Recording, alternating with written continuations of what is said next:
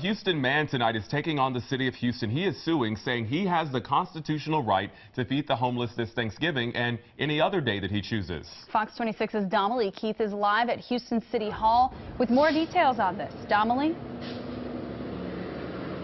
Yeah, you may remember the charitable feeding ban went into effect a few years ago, making it illegal to feed the homeless. Well, Philip Paul Bryant says it shouldn't be against the law to give food to someone in need. He says it should be the other way around, a crime not to give. Of just trying to make sure a fellow human doesn't starve. It sounds simple enough. We aren't asking for anything else than to be able to give food to those that are less fortunate. Please let us do it. Houston City Council members say they passed the charitable feeding ban to ensure homeless people receive food prepared under health code regulations, and so those in need will turn to an organization to eat, so they will receive other resources, services, and shelter as well. Many of them take probably no more than 150 people. How many homeless are there? You cannot fit all the homeless into the shelters. We pursued this lawsuit because we felt the city was trying to disenfringe not only on the less fortunate, but also trying to discourage good people, good Samaritans from doing the right thing. It's Thanksgiving. It's the whole purpose of this holiday is to share food and eat. Let us practice our religion. Let us follow our faith. That's all we're asking. If someone doesn't give them food, they won't have food to eat that night. Brian says a number of groups wanting to set up outdoors and feed the homeless this Thanksgiving are discouraged for fear of being punished by the police. There's going to be a lot of people who are on that border of saying, yeah, do we feed them, do we not feed them, do we want to go to jail, do we want to get a ticket? Now, those who want to gather and feed the homeless have to first get permission from the city, and depending on where you plan to set up, you'll have to get permission from the property owner as well. There is a $500 fine for violating the ban, and you could go to jail if you don't pay that fine. We're live in downtown Houston. I'm Domily Keith, Fox 26 News.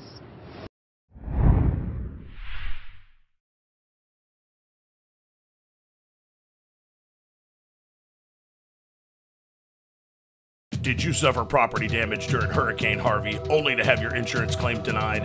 This is Eric Dick. I think it's important that you know your rights.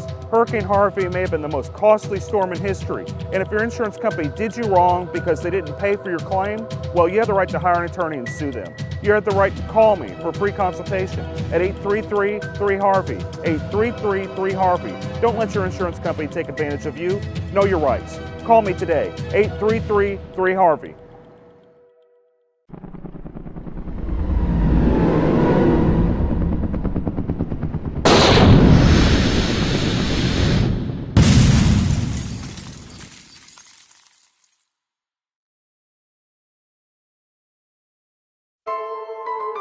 A local pastor is fed up, and he's challenging the Houston homeless feeding ordinance. And the city requires you to get a permit if you are going to share food. He can't get a permit because he doesn't know where he's going to share food. Philip Paul Bryant regularly keeps cans of tuna and water bottles in his car to hand out to homeless people, but under the current city ordinance, he's breaking the law. His attorney says Bryant does this because his faith teaches him to help the less fortunate. This law that's in place, it's a mean-spirited law. It's against, charity.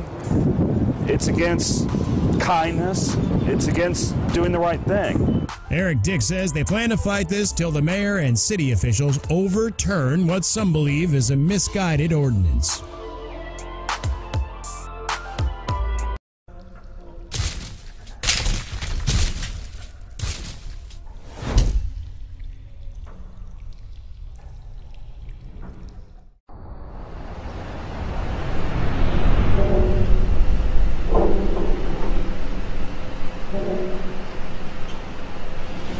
Did you suffer property damage during Hurricane Harvey only to have your insurance claim denied? This is Eric Dick. I think it's important that you know your rights. Hurricane Harvey may have been the most costly storm in history, and if your insurance company did you wrong because they didn't pay for your claim, well, you have the right to hire an attorney and sue them. You have the right to call me for a free consultation at 833-3HARVEY, 833-3HARVEY. Don't let your insurance company take advantage of you. Know your rights. Call me today, 833-3HARVEY.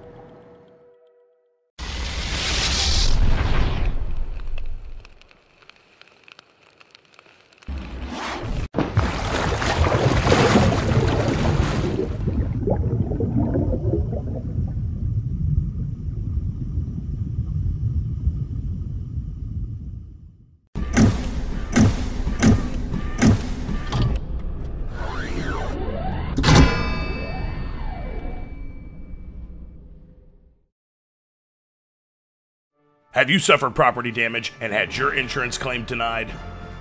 Hurricane Harvey may be the most costly storm in history. And if your home was damaged and your insurance company did you wrong, well, this is America. We have rights. You have the right to hire an attorney and sue them. You have the right to call me for a free consultation at 833-3-HARVEY.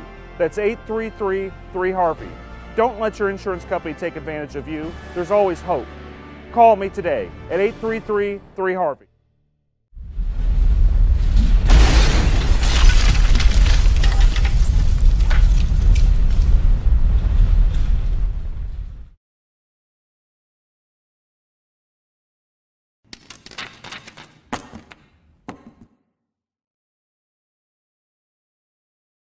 Hi, this is Eric Dick, and I think it's important that you know your rights. If your homeowner's insurance company has denied or underpaid your claim, you have the right to hire an attorney.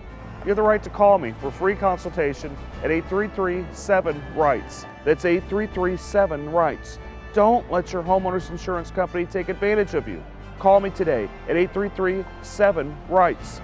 Has your homeowner's insurance claim been denied or underpaid? Call Dick Law Firm at 833-7-RIGHTS.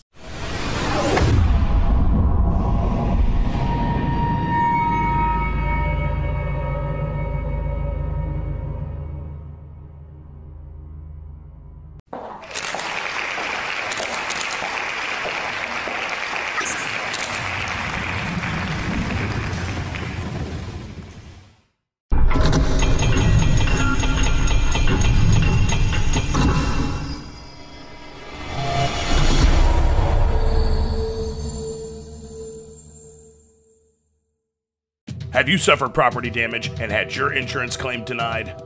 This is Eric Dick. I think it's important that you know your rights. Hurricane Harvey may have been the most costly storm in history, and if your home was damaged and your insurance company did you wrong, well, you have the right to hire an attorney and sue them.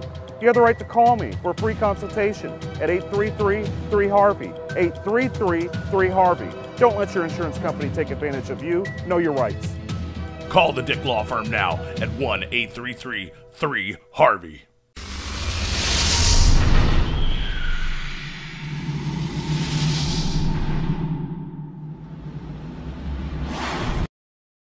Hi, this is Eric Dick, and I think it is important that you know your rights. If your homeowner's insurance company has denied or underpaid your claim, you have the right to hire an attorney.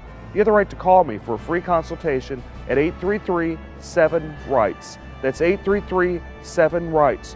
Don't let your homeowner's insurance company take advantage of you. Call me today at 833-7-RIGHTS. Has your homeowner's insurance claim been denied or underpaid? Call Dick Law Firm at 833-7-RIGHTS.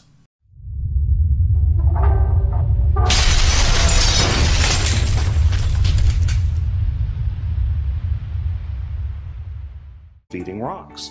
It should not be a crime to feed the homeless. Feeding rocks. A good Samaritan shouldn't be punished for acts of kindness. Feeding rocks. Because it's more of a crime to turn your back on a starving person. Feeding rocks. You shouldn't go to jail for sharing food. Feeding rocks. You can't in good conscience let a hungry person starve. Feeding rocks. Help us legalize charity. Go online and sign the petition. www.feeding.rocks. Feeding rocks. Property damage from Hurricane Harvey is devastating. That pain has been made worse by your insurance company underpaying or outright denying your claim, sometimes without even inspecting your home. I'm attorney Eric Dick, and it's my job to make insurance companies accountable. If you feel you've been taken advantage of by a greedy insurance company, call me today at 833-3-HARVEY, 833-3-HARVEY. That's 833-3-HARVEY. Call me right now.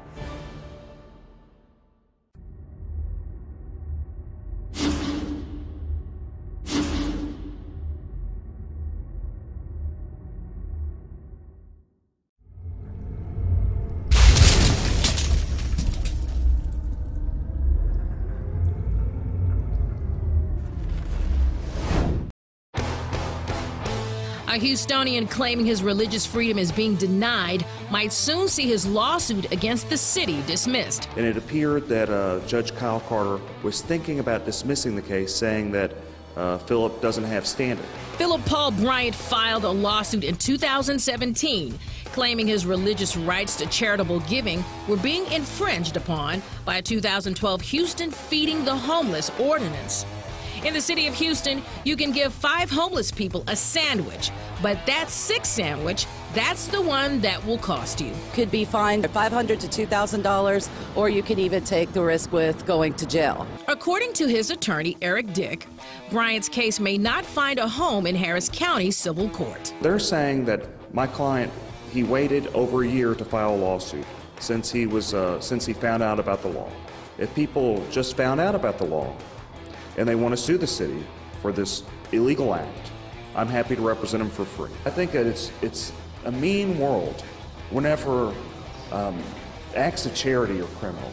To be fair, the ordinance doesn't outright ban the giving of food to the homeless.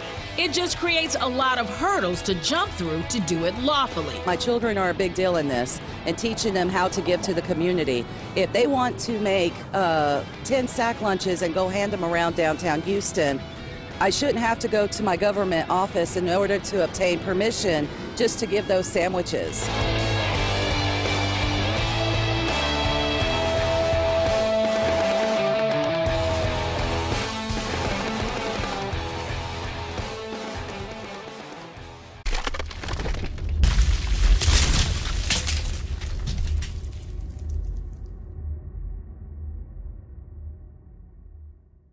Have you suffered property damage and had your insurance claim denied?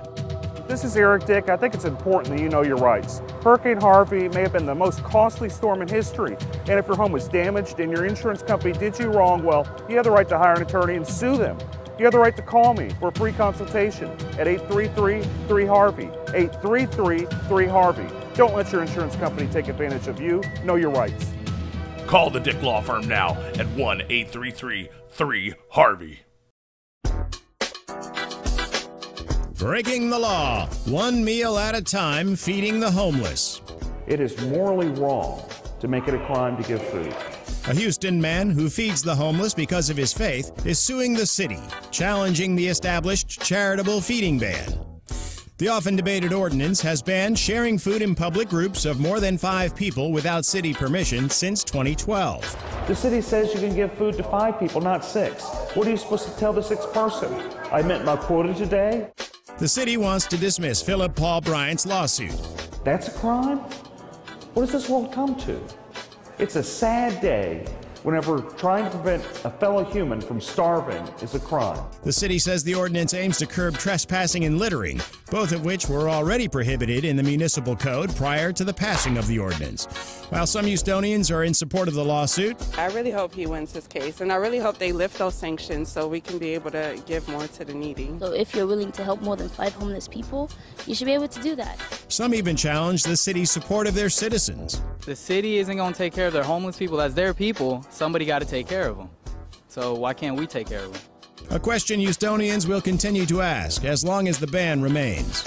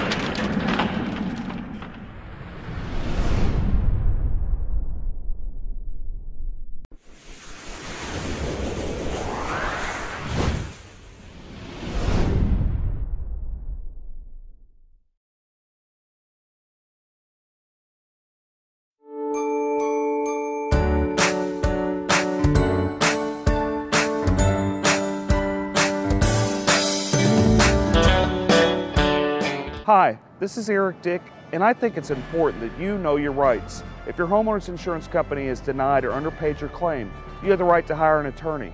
You have the right to call me for free consultation at 833-7-RIGHTS. That's 833-7-RIGHTS. Don't let your homeowner's insurance company take advantage of you. Call me today at 833-7-RIGHTS. Has your homeowner's insurance claim been denied or underpaid? Call Dick Law Firm at 833-7-RIGHTS.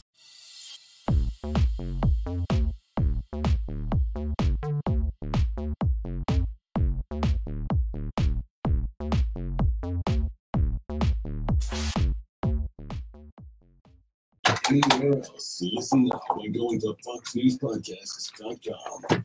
Tucker Carlson. So much barking and noise and yelling. Our role is to take 3 steps back and discern what really matters. Sean, the most important thing is that we are looking out for the forgotten men and women in this country. Laura Ingram. They're going to get straight. If y'all can't sit here all day online, make sure y'all go onto the iHeartRadio Media app, KPRC 950, or just tune into your radio, 950 AM. A lot of good stuff today. A lot of good stuff. But it's only 30 minutes, so make sure y'all tune in. If you're going to get some calls in, 713-212-5950. Finally forbidding insurers from discriminating against or denying coverage to Americans with pre-existing conditions. The GOP spent 8 years presenting to repeal the law, even forcing a government shutdown. Hey, Karen. Hey, little Tim. A California college ready to shell out hundreds of millions of dollars to settle lawsuits. The University of Southern California says it'll pay out $215 million to settle claims of sexual abuse by a school gynecologist. That settlement would compensate individuals. And as always, today's segment brought to you by Bragg's Organic Apple Cider Vinegar, all natural drink. And we got the right one today, apple cinnamon. Dick, where's your Topo Chico? I got a little Topo Chico right here. You got it? Let's make sure you got it. Got it. I got a Topo Chico. David, what are you drinking, man? Starbucks. Ah, come on, man. It's a Frappuccino. Yeah. He's got the Frappuccino. He's frapping it. Oh, man. What a rush. Sorry, Shannon. We were rushing. Shannon, you get a car. When you give me a badge. Yeah. Barely did it. Okay. Hey, y'all. Oh, it's going to be a juicy show. It's going to be a short show, but it's going to be juicy. 30 minutes, huh? Yeah. So we have one break around 14 to 18 again. Yeah. 27, 26 hours on. So we're going to go into, what do you want to talk about? Oh, first let's start about, there's a new suit. Well, first let's talk attack him again. And I'm Joe. Attack him. Oh, yeah, I could do it. Attack him. And then we'll talk about the suit against the city for the largest gun show in the country. Is over the drag queen show. Yeah, they got to watch out. They might get in trouble on that. For anti-slap, how are you going to get around anti-slap with that? Good afternoon. Watch out for an accident on the North Freeway northbound and the North Loop. This has 2 lanes blocked. I haven't seen like the pleadings. Some good news, that accident we had on the North Freeway southbound equipment has been cleared. Traffic is unwinding in that area, adding about 30 minutes to your commute. I'm Eunice Garcia, the 24-hour traffic center.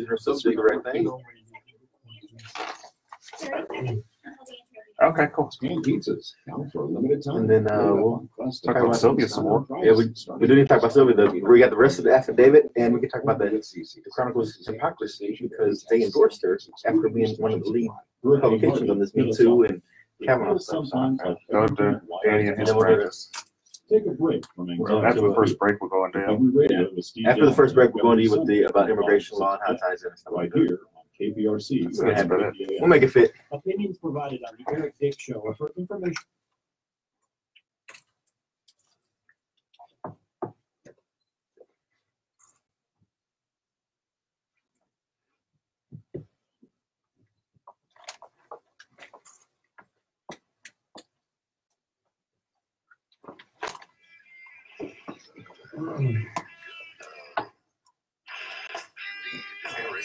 They've never heard the intro on Facebook streaming.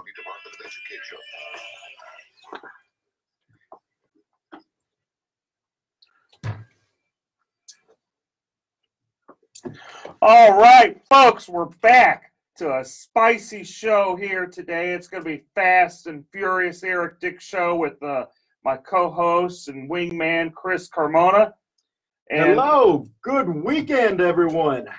It is going to be a great show. Okay, we had a lot happen this week. We had, Touchy Sylvia. We got the rest of her affidavit where, she's talking about some rash she has, and she has a clerk, which she's a municipal judge, and she, starts telling the clerk, hey, I got this rash on my leg. You want to see it? And the clerk's like, well, no, not really, Sylvia. I don't know that many people want to see it, but no, I'm good. And she was good, and that's the thing. I mean, when we left off last week, we had limited information on this affidavit, but we have procured the remainder of the affidavit, and it just gets even worse. I mean, there was trips to Nashville where she was just taking advantage of her allegedly aggressively inside this hotel room. And, this is a legal talk show, and we talk about legal standards and how that impacts the community. Well, I remember a couple of weeks ago, the Houston Chronicle made it a point to make sure that our Supreme Court of the United States candidate, now Justice Kavanaugh, was put through this ringer and even made a point to publish different opinions and editorials where it said that, if you're accused of these things, you're not fit for these types of positions. So with Sylvia being accused of these types of allegations, it's surprising that they came out and endorsed her this week. What's going on? Well, to quote Erica Grinder from the Houston Chronicle, it's dead and irrelevant and no one cares. And that's actually from a reporter. So what's interesting with the whole Kavanaugh thing is you had a woman, and she was sincere. I know there's people that have different opinions, but she seems sincere that something happened to her. Maybe we aren't sure what happened, but something happened, and she seems sincere about it. Just as the level of sincerity in that affidavit. And they go into a lot of detail. And it's pretty detailed. I mean, these are things that have been sitting on and no one's come forward. Apparently, Ms. Gutierrez had actually made these complaints before, but it fell on deaf ears. And that's the problem I see with the city of Houston, is that they pick and choose who they actually want to move forward with these types of allegations. And I think that's something that falls back into the city council and also the mayor, because we have to stop that culture of siding with some, whether it's political or not, or it's just friendships. If these allegations are being thrown out there, you got to act on those. I mean, if not, you open yourself to all types of liability in the employment field, right? Yeah, you're right. And didn't if I remember right, reading that affidavit, didn't one of her staffers kind of walk in and go, whoa, I don't want to see this, turn around beeline right out, open the door, unlocked it, and said, whoa, made a U-turn and got back out of there. I mean, so there's been witnesses to these allegations or to these events, and I'm just shocked and appalled that for the Houston Chronicle to come out and say, we're going to lead the movement and making sure that people have a voice and people who have these allegations, they're going to be heard, to come out with no hesitation and endorse against Philip Arnoff in the congressional race in CD 29 over in the east side of Harris County. Or they could have just done no endorsement. They could have just they could have said, well, look, we're going to be the bigger person. These allegations with Sylvia, they're pretty sincere. And just so the listeners know, this is, the former county commissioner, former state senator, Sylvia Garcia. What she did is she took off her, allegedly, which is probably not very alleged, but anyway, she took off her pants, said, hey, I got a rash to one of her clerks, ran around in her panties. Another one of her staffers kind of came in and kind of was freaked out and beelined out of there and just completely harassed this poor girl. I mean, if I did this type of stuff at my business or even at the Department of Education, it'd be all over the news. Oh, it would be. It would be lawsuits left and right, all over the news. Every single media publication in the city would be covering that. And again, I'm just shocked at that. And, I hope that, people put politics aside, because, again, this has a lot more weight in this story with specific details than we saw with Kavanaugh. And I hope the Democrats actually hold Sylvia Garcia accountable. And there may be some infighting that results from this, with early voting starting on Monday. And so we'll just have to see on that. But with infighting also comes another person we need to talk about. The turmoil hasn't stopped with our county judge. Oh, hunker down? Hunker down. Last week he had came out and endorsed the Democrat candidate for lieutenant governor, and there was some minor backlash from some of the candidates down ballot in Harris County, the Republican candidates. And there hasn't been any backtrack. If anything, it's been a double down on the statement of saying, I said what I said and I meant what I said. You know, how's that going to affect everybody? How's that going to affect the courthouses? Because, you know, in 2008, we saw a huge wipeout. 2012, we saw it again, a wipeout. 16, another one, sweep every 4 years. Ed Emmett is just kind of the reaction. It's really the fault of the local party, the complete mismanagement by the local Harris County Republican Party, and the arrogance of Ted Cruz. And you got to realize that Beto is the result of just utter arrogance of Ted Cruz being just elected, runs for president, just ignores everybody. I mean, Beto, he's done a decent job. He's not going to win. I don't think he's going to win. I think it'd be surprising if it'd be a shocker. But stranger things have happened. But Beto wouldn't have nearly as much following if Ted Cruz would have done his job. And also been a nice guy. And everyone tells me in the Republican Party that's around him. I mean, some people do like him, and they jump up and down and say, we like him. But there's a surprising amount of people that say he's a jerk. I don't want to be around him. He's not connected to the people he was when he campaigned first in 2012. He's kind of separated himself in more of an elitist attitude is what I hear. And then I also heard last night that there was a Kingwood Tea Party gathering candidate rally, and apparently that was the buzz around the room. Is anybody going to hold Ed Emmett accountable for this statement? And is that going to really hurt the down ballot judges? I think it will. I think it will. I think it'll hurt the judges, but you got to also remember that Lloyd Oliver, he did something similar, actually a step back, maybe 4 years ago whenever he ran for DA, and the Democrats just kicked him right off the ballot. Yeah, and there's been some great articles about that by Charles Blaine and also Kerry Cheshire. They made some mention on this, and they were asking people, hey, what's going to happen here? Oh, nothing's going to happen because Emmett's tied in with the local party that's incompetent. Yeah, it is. It is. And more to come on the Eric Dick Show. A shortened segment today. We only have half an hour. We got to get to y'all some sports programming. But y'all sit right there, and we'll be right back. Thanks, folks. See you shortly. We'll come in, go in with you for going to the 10, 12, then we're going to be done. Yeah. So what do you feel comfortable talking about? Like what area are you just be like, man, I know this, I'm dynamic on this, and boom. Just anything immigration is good. We do all types of immigration. We do business, we do family, we do removal. So anything that you want to talk about in terms of any new changes, like right now there's an instant denial that just started in September. Okay. So that means that if you send a petition, it's wrong, something wrong with it, not all there, so just deny it. And this bad used to, they just refuse it. But denying it is actually right up here. Okay. Then we can talk about this caravan that's coming up and Trump's statement. There's some tough people, and we don't want those tough people coming in. And you can see about they're coming from Guatemala and Honduras. They're trying to go through Mexico. Mexico's actually trying. They're trying to do their job and secure the border. So we don't want you coming in and filter in. They tore it down and. I'll tie into immigration, and then immigration right there. That's how we do it. I think smoking always affected my daily life because I was a closet smoker. Roseanne, exactly. Someone like the county chair should have said something, but he didn't. Really, the guy pays them all. I mean, that's Emmett's his major funder. There's no him and this guy Weekly, they own him. So what is he gonna say? No, don't do it. But like I said, it's gonna be very, very, very. We got a good many followers now. Not want to break straight ticket voting because of his insistence on doing that. So we'll see how it turns out. But early voting starts on Monday. Make sure I go by, vote all the way through from the top to the bottom. A lot of judges on that ballot that really need your support. It's not a smart idea just always hit straight ticket if you don't feel comfortable with all the candidates. Beto, fake Mexican. Is he really a fake Mexican or is he just using the name to try to trick people? What kind of fires was he putting out? Like what was being said to try to mitigate that damage? I mean, could you really mitigate that? Unless maybe to show some poll numbers and be like, the current poll shows, even with that statement, we're still up about 15%. Anything like that.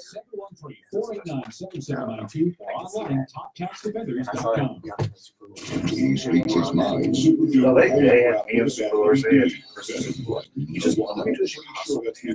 How long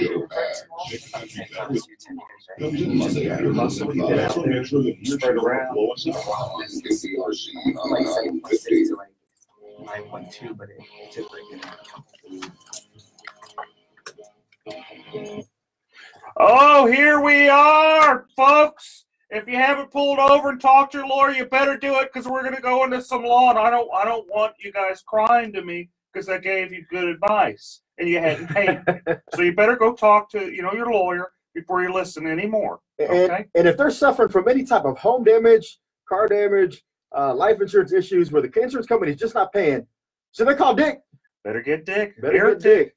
Better get Eric Dick. And so when we left off, I mean, again, there's just so much turmoil going on in this world. But one thing I do have to say is today is my daughter's 14th birthday. Happy birthday, Brooklyn. My mother and sister's birthday. I was about to say, you have a family of birthdays today, too. And it's Mark Lanier's birthday. And Mark Lanier's birthday. So October 20th, mark this down on your calendars, everybody. That's a strong day for birthdays to come out. But other than the birthdays, we have some other exciting news going on in the country, right? Oh, we have a lot of exciting news, but why don't we start off talking with Danny about his little law practice doing immigration law, and we can kind of tie it into all the many things that are happening in this world. So today's guest, we have attorney Danny Wynn. Danny, welcome to the show. Oh, thank you for having us. This is David Wynn, by the way. Oh, sorry, David Wynn. Oh, I'm sorry. It's okay. So I had it right the first time when I said David. Yeah, you said it earlier this morning, so yeah, maybe it's too early for you. Oh, I was thinking of there's a city council member in Missouri City. That's right, Danny Wynn. Sorry, David. So you have an immigration practice. You've been practicing law about 10 years, right? That's right. We're practicing 10 years. We have an office in Southwest Houston and one in Northwest Houston as well. Excellent. And so there's been some changes lately. And could you tell me about the changes in immigration law that's, some listeners might want to know about? Yeah, so there's a lot of changes across immigration, across the board. So whether it's legal immigration or illegal immigration, there's changes across the board. Some of the major changes, instant denial. So starting in last month, in September, if you send in a petition or an application and there's anything that's wrong with it, immigration used to send you a request for more evidence, or they send you a notice of intent to deny and give you an opportunity to fix the problem. So now, no more. They can instantly deny your application. And again, this is not like a rejection. This is a denial. So it looks really, really bad if you're trying to reapply later on. So what you're telling me is if someone is, wants to work on their status or, wants to bring someone over or marry someone or what have you, they probably should not do it by themselves. They're probably behooved to go actually get a lawyer to help them with their immigration status. Is that what you're telling me, David? Exactly. I used to tell people, if you read the law very carefully, you could probably do this by yourself. But now so much things have changed. Like, I'll just give you an example. So the basic forms that you need to sponsor a spouse, it used to be last year, before 2017, the I-130 form, it used to be 5 pages. Now it's 18 pages. And there's another form that supplements that. It used to be 4 or 5 pages. Now it's an additional 18 pages. And those are just 2 forms out of the many forms that you have to file in order to bring someone to the U.S. Now, and this is things that probably an attorney is best equipped to handle. Is that correct? Is that a fair assessment? That's right. And, it's not a person's fault, to be honest with you. A lot of things are wrong online, especially even on the government's website. They're wrong. And I could, probably usually what I do is I show clients, like, look, this is what you want to do. And I can tell you that it's wrong. If you do it this way, like they have it on the website, it's going to get rejected or denied. Now, there's a lot of notaries that have popped up around this city, I know for sure, over the last few years to try to assist and expedite some of this immigration paperwork. What's your feelings on notaries? Are those really strong-minded people who understand the legal system and know how to navigate the channels? And that's a good question, Chris. Well, I can tell you for sure, a lot of people in Mexico, there's public notarios are attorneys, but in the U.S., they're not attorneys. Public notarios are popping up, and let me tell you why you don't want to hire one. The public notarios would never put their name on any of your documents. So whenever there's a problem with your documents because they're giving you wrong advice, no one's accountable except for you. And you're not going to be able to blame someone that doesn't have their names on your forms. They're charging a lot of cash too, aren't they? They do, but besides this actually being illegal for a notary to practice law, and usually they'll charge at least, near what a lawyer would charge. Sometimes more. Sometimes more. So you're having someone, it's basically you're just going and picking someone off the side of the street and saying, hey, help me with my legal forms. I wouldn't do that. I wouldn't get, you know, someone off the side of the street to represent me, which actually I do. Being an attorney, actually I do hire people to represent me, and anytime anything happens. They say what a client has a fool. I mean, what is it saying? Yeah, only a fool has a client for himself. Or something. That's right. So yeah, if you have problems with immigration, you probably should get a lawyer. Maybe you could have done it in the past, but it sounds like things have changed, and it probably behoove you to sit and talk to somebody that actually is licensed through the state bar and, you know, tell you what to do. What other problems do you see happening, Danny?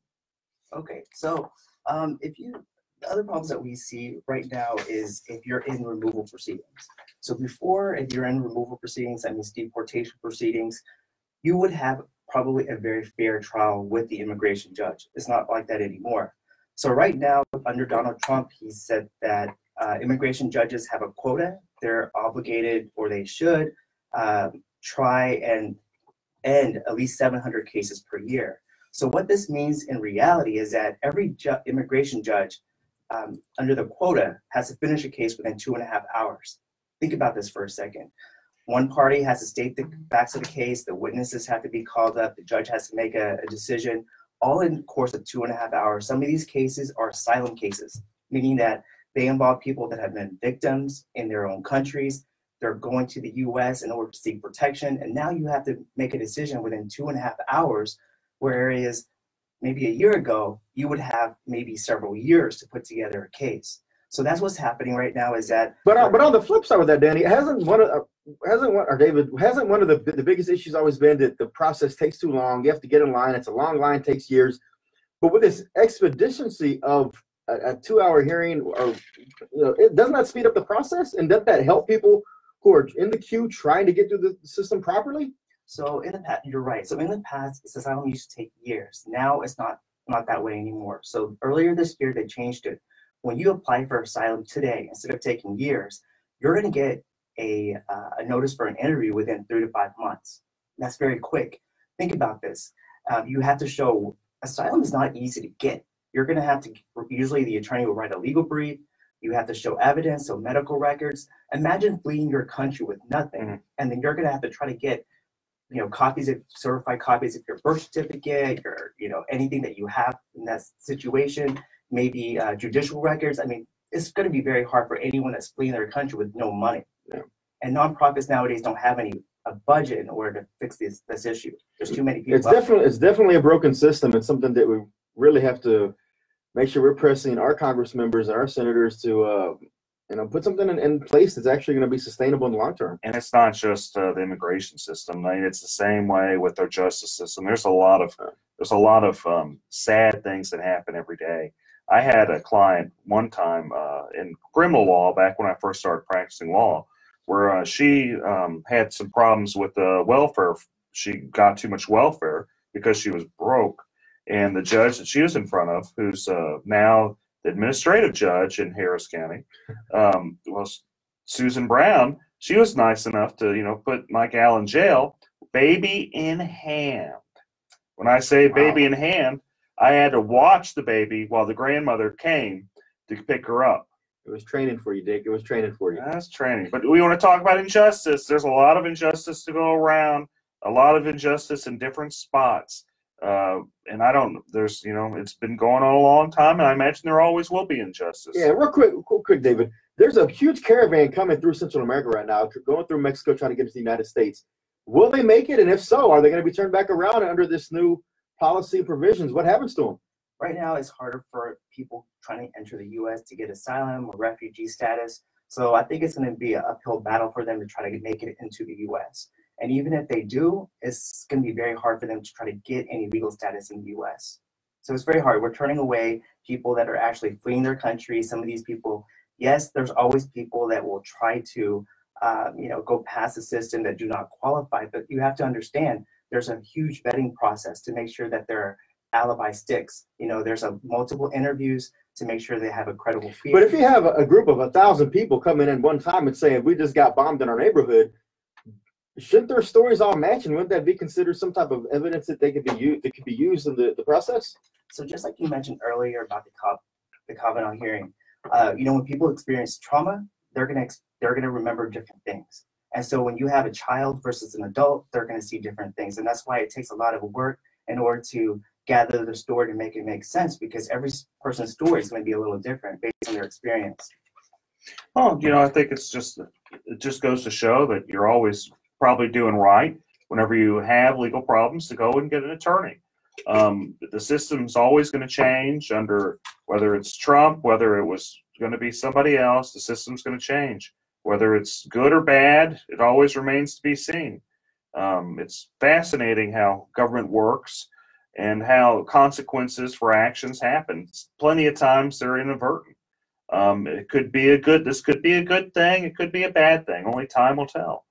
But what is important is while they're going through this process, if they're serious about it, they probably need legal help. They do, and that's what we're here for, is to try to make sure we guide people to make sure they're getting legal help in any type of situation they're in. And David Wynn, thank you for your time today with talking about immigration. And if anybody needs to reach out to David, what's that phone number? It's 281-777-1236. All right, thank you, David. Yeah, so is there anything else we need to go through in this fast and furious? Absolutely. Again, anytime you're facing an insurance company, whether it's a car accident, a personal injury that happens, you slipped and fell, or you got flooded or hail damage, if the insurance company does not want to pay, you got to make sure you have someone on your side who's going to fight for you from the beginning to the end, and is going to take the insurance company to task. What I found amazing is I've represented like thousands of people, and when I say thousands, like 2,000-3,000 people. And out of those thousands of people I've represented, I'd say 98-99% were underpaid on their claims. It's just kind of fascinating that so many insurance companies just underpay claims, and they pay big money to to government through lobbyist organizations like Texans for Lawsuit Reform to buy people off. But I guess that's never going to stop. You're always going to have stuff like that, and that's been going on since governments began. Is you have special interests. And it has, and as long as there continues to be special interests protecting the insurance companies, it's important and critical that you have an attorney fighting on your side, and that's where homeowners insurance lawyer, attorney Eric Dick, comes in. And again, if you're getting in that legal situation, don't get mad, get Dick. Good to be back again, folks. I'll see y'all next weekend, or I won't see y'all. I'll talk to you next weekend. And make sure that we haven't always said this, but we got to send a huge shout out to our producer Shannon. See y'all next week. Thanks, producer Shannon. Have a good one. Barely did that one. That was a rush. Hey, send me some business cards. Maybe I'll get it out. I have a business card wall. Hey guys, again, sorry for the short show today, but we'll be back on. We're good next week, right? I'll put this all I think on. we're good next week, but we'll let y'all know. Yeah, have a good one. It's on Twitter. It'll be on Twitter later. Okay. Bye, folks. Thanks.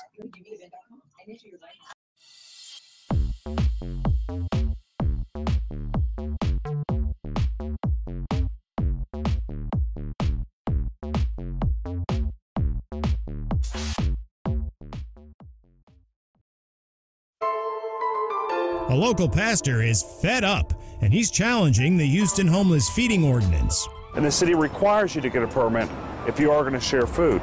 He can't get a permit because he doesn't know where he's going to share food. Philip Paul Bryan regularly keeps cans of tuna and water bottles in his car to hand out to homeless people. But under the current city ordinance, he's breaking the law. His attorney says Bryan does this because his faith teaches him to help the less fortunate. This law that's in place, it's a mean-spirited law. It's against, charity. It's against kindness. It's against doing the right thing. Eric Dick says they plan to fight this till the mayor and city officials overturn what some believe is a misguided ordinance. Have you suffered property damage and had your insurance claim denied? Hurricane Harvey may be the most costly storm in history. And if your home was damaged and your insurance company did you wrong, well, this is America. We have rights. You have the right to hire an attorney and sue them. You have the right to call me for a free consultation at 833-3HARVEY. That's 833-3HARVEY. Don't let your insurance company take advantage of you. There's always hope. Call me today at 833-3HARVEY. A Houstonian claiming his religious freedom is being denied might soon see his lawsuit against the city dismissed. And it appeared that Judge Kyle Carter was thinking about dismissing the case, saying that Philip doesn't have standing. Philip Paul Bryant filed a lawsuit in 2017 claiming his religious rights to charitable giving were being infringed upon by a 2012 Houston Feeding the Homeless ordinance. In the city of Houston, you can give 5 homeless people a sandwich, but that 6th sandwich, that's the one that will cost you. Could be fined $500 to $2,000, or you could even take the risk with going to jail. According to his attorney, Eric Dick, Bryant's case may not find a home in Harris County Civil Court. They're saying that my client, he waited over a year to file a lawsuit since he found out about the law. If people just found out about the law and they want to sue the city for this illegal act, I'm happy to represent them for free. I think that it's a mean world whenever acts of charity are criminal. To be fair, the ordinance doesn't outright ban the giving of food to the homeless. It just creates a lot of hurdles to jump through to do it lawfully. My children are a big deal in this, and teaching them how to give to the community. If they want to make 10 sack lunches and go hand them around downtown Houston, I shouldn't have to go to my government office in order to obtain permission just to give those sandwiches.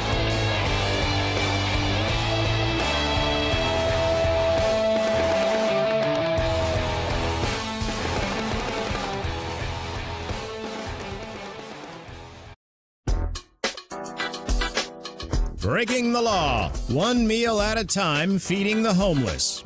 It is morally wrong to make it a crime to give food. A Houston man who feeds the homeless because of his faith is suing the city, challenging the established charitable feeding ban. The often debated ordinance has banned sharing food in public groups of more than 5 people without city permission since 2012. The city says you can give food to 5 people, not 6. What are you supposed to tell the 6th person? I met my quota today? The city wants to dismiss Philip Paul Bryant's lawsuit. That's a crime? What does this world come to? It's a sad day whenever trying to prevent a fellow human from starving is a crime. The city says the ordinance aims to curb trespassing and littering, both of which were already prohibited in the municipal code prior to the passing of the ordinance. While some Houstonians are in support of the lawsuit, I really hope he wins his case, and I really hope they lift those sanctions so we can be able to give more to the needy. So if you're willing to help more than 5 homeless people, you should be able to do that. Some even challenge the city's support of their citizens. The city isn't going to take care of their homeless people. That's their people. Somebody got to take care of them. So why can't we take care of them? A question Houstonians will continue to ask as long as the ban remains.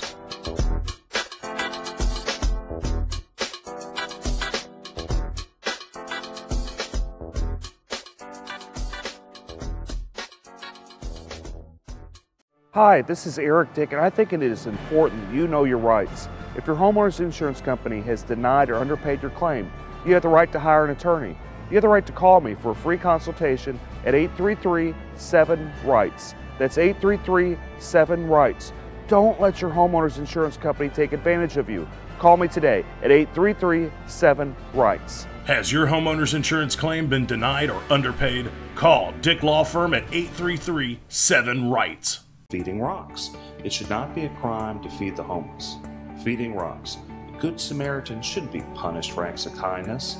Feeding rocks. Because it's more of a crime to turn your back on a starving person. Feeding rocks. You shouldn't go to jail for sharing food. Feeding rocks. You can't in good conscience let a hungry person starve. Feeding rocks. Help us legalize charity. Go online and sign the petition. www.feeding.rocks. Feeding rocks. Property damage from Hurricane Harvey is devastating. That pain has been made worse by your insurance company underpaying or outright denying your claim, sometimes without even inspecting your home. I'm attorney Eric Dick, and it's my job to make insurance companies accountable. If you feel you've been taken advantage of by a greedy insurance company, call me today at 833-3-HARVEY, 833-3-HARVEY. That's 833-3-HARVEY. Call me right now.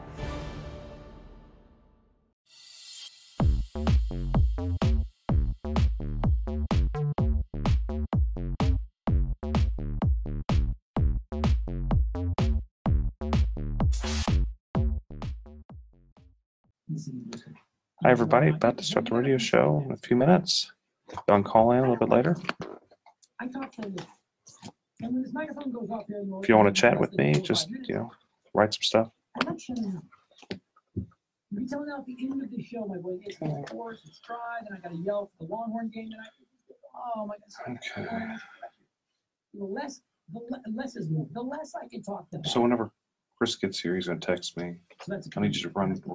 We'll get him at the end of this first segment. Okay. I'm here for you. He confirmed that he's going to be here? Yeah. Cool. I'm going to put as many links as I can on. Is it for election right now? He is.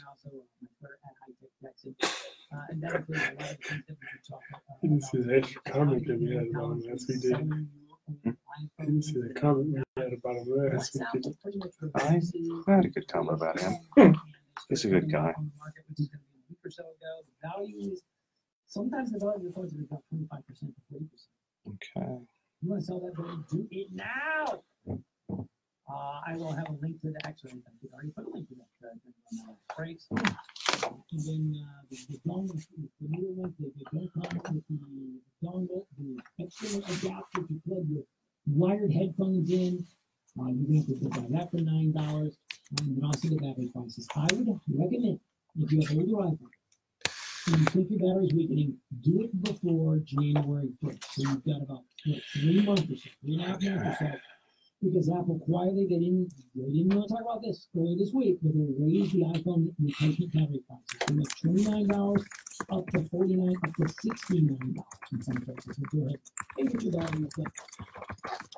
With that, I also want to point you to another one of my sub technology sites. It is called iHeartVehicles.com. And if you want the latest on some of the new vehicles, if you're looking for a new car, a new truck, I just updated some things. So I had the Toyota Highlander, really cool Lexus 500, LS 500H, cool $103,000 I was doing in a few weeks ago. This week I'm in a Fiat 500, the four-door Fiat Piper, which is pretty sexy too. So I do cover the car industry, the tech industry, the bourbon industry, the travel industry, and of course, some of the high-tech industry too.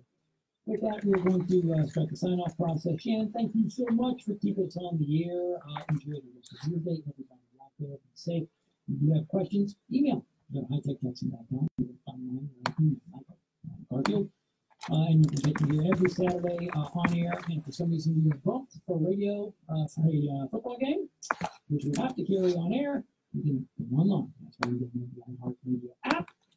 And you can listen to me at your heart's content through the podcast. For all of us who have been part of the show, we do thank you for tuning in.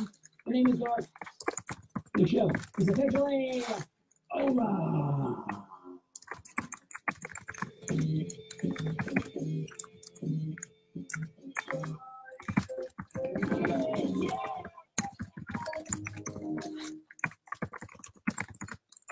It's Saturday, September 15th. What's new today on the free iHeartRadio app? iHeartRadio!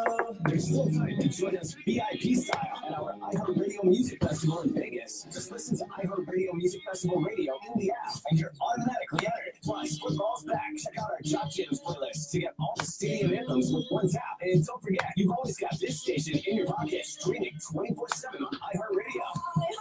iHeartRadio! All your favorite music, all your favorite stations, all free. For window replacement you can trust, visit GulfCoastWindows.com. Wood Whisperer Video and find out who wins our brand new F-150 Super Coach Rock. Saturday, September 15th, 6 to 8 p.m. Only at Planet Ford on 59 and up. KPRC Houston. An iHeartRadio station. From the Gallery Furniture Made in America Studios. Welcome to KPRC 950.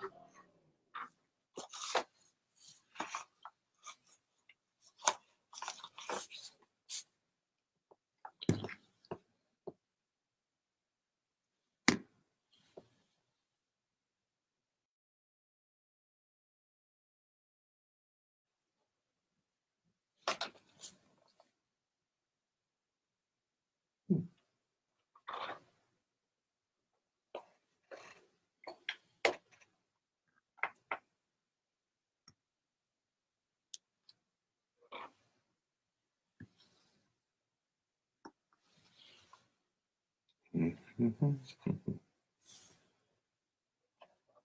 didn't push anything. I didn't do anything. I didn't touch anything.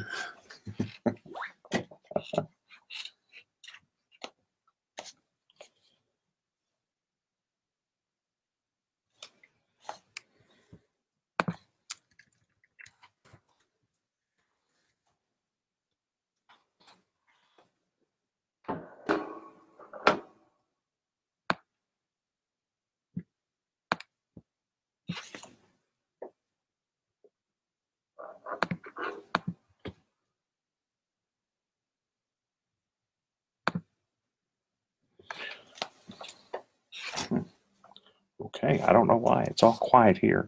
The engineer hadn't told me what's going on, but it should be starting soon.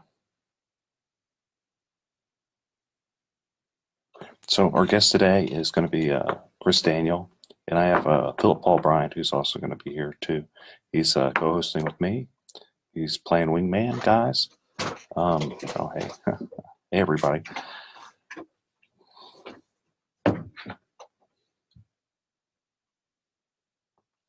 We're waiting on Chris Daniel. He's notoriously late, the district clerk.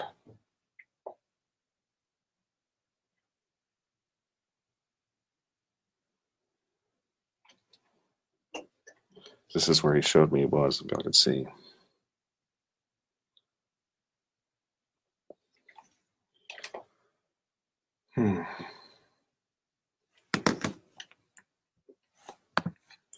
Okay, we'll talk about Hurricane Florence for a while. You know, just general hurricane season, kind of the hurricanes that are going on. I'm going to talk about, you know, homeowners insurance to kind of tied with that, the type of policies you want insurance companies to avoid. Oh, talk about like Jerry Patterson opposing George P. Bush, Beto and Willie Nelson, and we're going to see what's going on with the district clerk in Harris County and talk about a number of other subjects.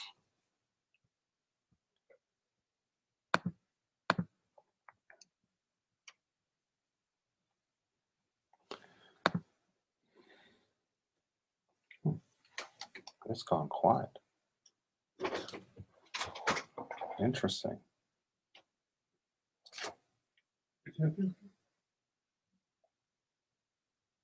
Oh, wait, hold on. We can talk to her. Let me remember how to do this. Hold on. There's a way to talk to her through this. I have you in queue right now, Okay. so I can hear you. Okay, cool. No, everything okay? We just don't. We don't hear anything over here. Because it is in automation right now, and then as soon as we hit that first spot block, that first 1 minute commercial segment, then you're gonna hear it. Cool. Then I'm just gonna hang out and just do what you say to do. Right. Thank you. I was talking to the engineer, guys. That's who I was talking to because it just got real quiet here. I was confused. I'm still learning this stuff.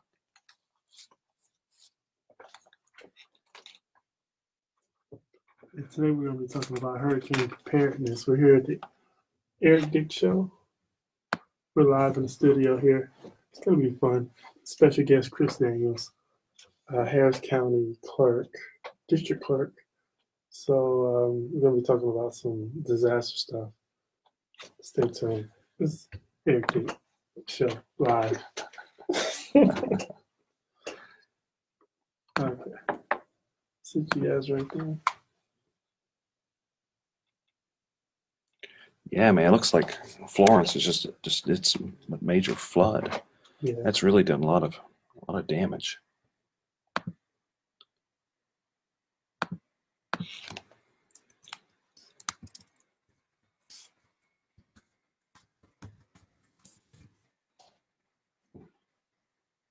There we are. Traffic Center. Inbound side of the Southwest Freeway around Breslin. The backup stretching now from the West Park Tollway split. We also have heavy traffic on the west end moving northbound. That backup now stretching almost from Briar Forest, all due to the closure north of the Katy Freeway. I'm Stephen Foss in the 24-hour traffic center. This report is brought to you by Gallery Furniture. Mattress Mac Gallery Furniture saying you can't mark those big games on a frustrating backorder set. Go out there, other furniture stores, backorder set. Come to Gallery Furniture. Buy fabric or leather upholstered furniture by Solid Furniture made in America. Gallery Furniture delivers today. This is Matt Thomas. If you owe $10,000 or more to the IRS, you need professional help. Top Tax Defenders. If you receive a letter from the IRS, don't ignore it. If you're being audited, have years of unfiled tax returns, or worse yet, you are being issued a wage garnishment or bank levy, you need Top Tax Defenders. It's simply too risky to fight the IRS without the knowledge and experience of Top Tax Defenders and their attorneys and tax specialists. Call them now, 713-489-7792. That's 713-489-7792, or online, toptaxdefenders.com. Opinions provided on the Eric Dick Show are for informational purposes only and not for the purpose of providing legal advice. You should contact your attorney to obtain advice with respect to any particular issue or problem. The opinions expressed on the Eric Dick Show are that of the hosts and guests and do not reflect the opinions of this station or iHeartMedia. When you've got big problems, you need to have a big, you need Eric Dick, homeowner insurance lawyer and trustee for the Harris County Department of Education. This is the Eric Dick Show.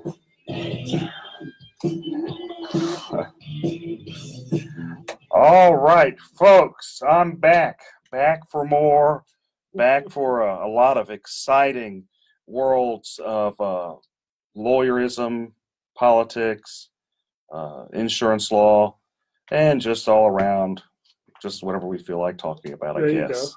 I have sitting with me today, Philip Paul Bryant of Kojic Pack and many businesses. Good afternoon. Good afternoon. And we're going to talk about a lot of stuff. Just jumping in, I'm a homeowner's insurance attorney, obviously, elected to the Harris County Department of Education, which most people don't even know exists. It's really a fascinating organization, which we should talk about sometime. And so Hurricane Florence, that hit, and it hit big. Yeah. It looks like it was reduced from a Cat 5 with just crazy windstorms, maybe Cat 4 down to Cat 1. But the big thing there, so you got 100-mile-an-hour winds. You got this just gigantic, like flooding event where you had waves, 80-foot waves, just enormous waves kind of coming through. I think they said nearly 10 trillion gallons of water is going to be coming in. Yeah, just a crazy amount of water coming in. And so, we experienced a heavy flooding event here as well with Hurricane Harvey. But so what I'd like to kind of talk about a little bit is what people don't realize is there's different types of kind of insurance that kind of play here when you have a flood event like we did have with Harvey and also with Florence. Florence seems like it's going to be just, if it's possible, worse flooding event than we had here with Harvey. But it's clear that it's gonna be bad, and I'm sorry for everyone out there having to go through that. But so what we can kind of talk about a little bit is your basic different types of policies, where you have your homeowner's insurance, your typical your windstorm, fire, theft, that type of insurance. That's where you see normally advertised with your State Farm, Farmers, AAA, what have you. Then you also have NFIP, which is your National Flood Insurance Program. Now that's an interesting type of policy, and that is it's a government kind of funded, subsidized technically, which there gets all sorts of ethical and interesting questions on whether or not we should subsidize insurance. And there's a long history with NFIP. And in Texas and in other coastal regions, you have like some type of government funded or even government backed windstorm insurance, which we have Texas windstorm insurance. And there's some serious problems we've been having with Texas windstorm insurance since Hurricane Harvey. But looking at Florence, like it looks like it's going to be bad. I mean, Philip, did you see any of the articles or where how big this storm was? Because it was crazy. Yeah, absolutely. Yeah, it's pretty scary. And obviously coming out of Harvey last year, so we're just I don't know if there's a such thing as hurricane PTSD, but just seeing water and seeing all this stuff again just kind of scares you, and it's also kind of since we did experience it here firsthand last year, it kind of makes us also want to kind of reach out, donate some stuff. A lot of us have extra clothes and shoes and toiletries. And so from the people I've been speaking with, just want to know how they can be involved and what they can do to try to help the Carolinas. That's right. So, we got flooded really bad, and a person that really did a good job with the flooding in Harris County, we actually have here today, Chris Daniel, and he can tell us all about the flooding and just the craziness. Harris County District Clerk. That is Harris County District Clerk. 10 years, 100 years now, man. He's about 7.5, 8 years. And Eric, it's a real pleasure as your Harris County District Clerk to be here today, especially on your new radio program. Well, it's great for you to be here, and of all days, a day not far from whenever Harvey hit, and when we had this horrible tragedy in the Carolinas. And I want to thank you very much because you did such a good job dealing with all the flooding in Harris County that I don't think anybody wanted, and no one wanted to deal with that job. And you did such a good job with that. Well, I appreciate that. And there's a lot of backstory that never got told by the media, not because they weren't trying to cover it, but because there were so many heroes and unsung heroes of Harvey. To put it in context for the listeners, as a native Houstonian, I've been personally flooded twice in the city of Jersey Village in 1998 and again in Tropical Storm Allison in 2001. And during Harvey, my own mother lost everything in her home in Friendswood as 5 feet of water descended into her house. And it is an unfortunate experience of mine to have to deal with flooding in Houston, especially with the Memorial Day flood and the Tax Day flood, and how we practiced our disaster plans from both those floods and managed the courthouse and managed the dockets and managed canceling jury service and getting the word out to the public that, hey, do not drive into high water, turn around, don't drown at the courthouse. And all that prepared us for Harvey so that when other agencies had not yet practiced their disaster plan, we were already set up days before with emergency computers and equipments and generators in the various places where we were supposed to be for emergency court. Well, you guys still, sorry, Eric, but you guys still have a lot of house guests as a result of Hurricane Harvey. I know the criminal court judges and team is hanging out in your building. How does that feel, and what's the plan there? It's a new normal, and we are all getting along now. There were some growing pains initially. I mean, let's be honest. We had one judge try to throw another judge in jail for not getting off the bench fast enough. Wow. And we had some other judges basically kick the DA's out of their suite area into the hallway. And then another judge come back and says, no, you can't be out in the hallway, both claiming fire code violations. But it is a new normal. We are now getting along fine. And unfortunately, it is predicted that not till the middle towards end of 2020 will we be back in that particular building. But when we do get back into that building fully, we're going to have a whole bunch of new elevators, a whole bunch of more elevators, more space in general because the sheriff is not really moving back into that building. And it's going to be a great facility going forward. So just a couple things. One, I think would be important for the listeners is to explain what the district clerk does, because I think a lot of people have no clue what Harris County District Clerk is. The district clerk's office is a statutory office that was created in response to the growth needed in Texas. The basic founding fathers of Texas had your basic 6 or 7 offices: treasurer, sheriff, county clerk, county judge, et cetera, et cetera. But as time progressed, it was very clear you needed more courts. So they created state district courts, your old-fashioned circuit courts where folks would ride on horse and buggy from county to county. And then you had to have a clerk to keep those records. In all other states, the title would be clerk of the court. In Texas, it's the district clerk for the district judges. Cool. And so your role, currently as a district clerk, what kind of do you do day to day? Call me the traffic cop, if you will, of all filings going in and out of the courthouse. So when Mr. Dick yourself files something in our courthouse, you would either file that electronically, preferably, or by paper, and we would accept it and then hand it off to a randomly assigned judge for it to then proceed judicially. And then the judge would then assign electronically, hopefully, his order at the end of the case. And you would have an entire file that would normally be paper, by the way, now electronic for anybody to use, view, etc. And that not only saves taxpayer money long term, but it makes it faster and easier, better for justice to proceed. But I also handle, and very unpopular duty, by the way, but a basic constitutional duty, your fundamental right to serve on jury duty here in Harris County. Oh boy, I bet you're popular, everywhere you go. Unpopular for somebody in Harris County at least once every 3 years. Now, you'd be surprised how many people want to serve and want to be on a jury.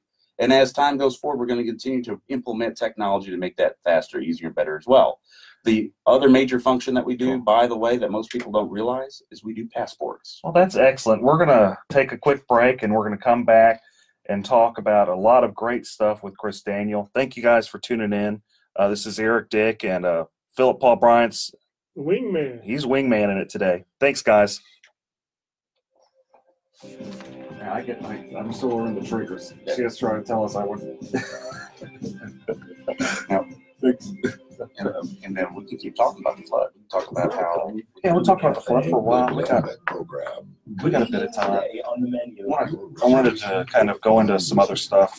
They want me to talk about Prop B, which I want to talk about Prop B anyway. And then we can talk about some political stuff too. Like I liked what was going on with Patterson and Bush. I think that's kind of interesting. At least deserves discussion. Sure. We'll just run into it. We got a good Facebook Live audience going. The family members of veterans, supporters of veterans. I want to thank all you small businesses out there. Oh man! So you made it. Well, that 16 curve, once I got trapped, having to go in that one exit, I was toast. That's a weekend too. Yeah, it's bad. It's weird. With PTSD, have a place to go. So they got you in. They just let you right in. It's 877-717-PTSD. That's 877-717-7870. You know, 877-717-PTSD veterans. Oh, hey, Philip, are you going live as well? Mm-hmm. Cool. We're all behind you. We're all here from you. Cool. Call Camp Hope. It's free to you. 877-717-PTSD. This is your opponent, and I think it's important that you know your rights. Have they doing anything? Or they just sat next to me today at the Delta Sigma Theta event. You have the right to call me for free consultation. It seemed pretty serious. 7 rights. Shouldn't have any money. So she's relying on. Don't let your homeowners insurance company take advantage of you. Oh, you never know what's going to happen. 833-7 rights. As your homeowner's insurance, you never know what's going to happen. Hey guys, how are y'all doing? You never know what's going to happen. I think we can talk about that. Well, occasionally I like to stop and just say thanks. And you've done, to be fair, for us. Up and down, left Our and right. friends at U.S. Coins have been sponsoring the show. We finished. I'm not saying you're, but we can talk about it's like the connection you've done. Use social media, interact more with all the lawyers, use their information, the family, U.S. Coins, trying to coming in, change. you're bragging on the show. We appreciate it. You're having a great experience. U.S. Coins, I-10 outside the loop. 713-464-6860. Come on, yeah, we're piloting that right now with David Sparscore. You want me to talk about that? Yeah. Tax defenders. If you receive a letter from e-resets and e-hearings. If you're being audited, have years of unfiled tax returns, or worse yet, you're being issued a wage garnishment or bank levy, using top tax defenders. It's simply too risky to fight the IRS without the knowledge and experience of top tax defenders and their attorneys and tax specialists. Call them now, 713-489-7792. That's 713-489-7792 or online, toptaxdefenders.com. Try new endless pan pizzas at Seasons, available in both Meat Eater and Supreme. Now are we allowed to talk about the Texas Lawyer Facebook page since that's not political? We can talk about that might be instead of purchase. She wants to come up here. She can. I don't care. I'll talk to Marilyn.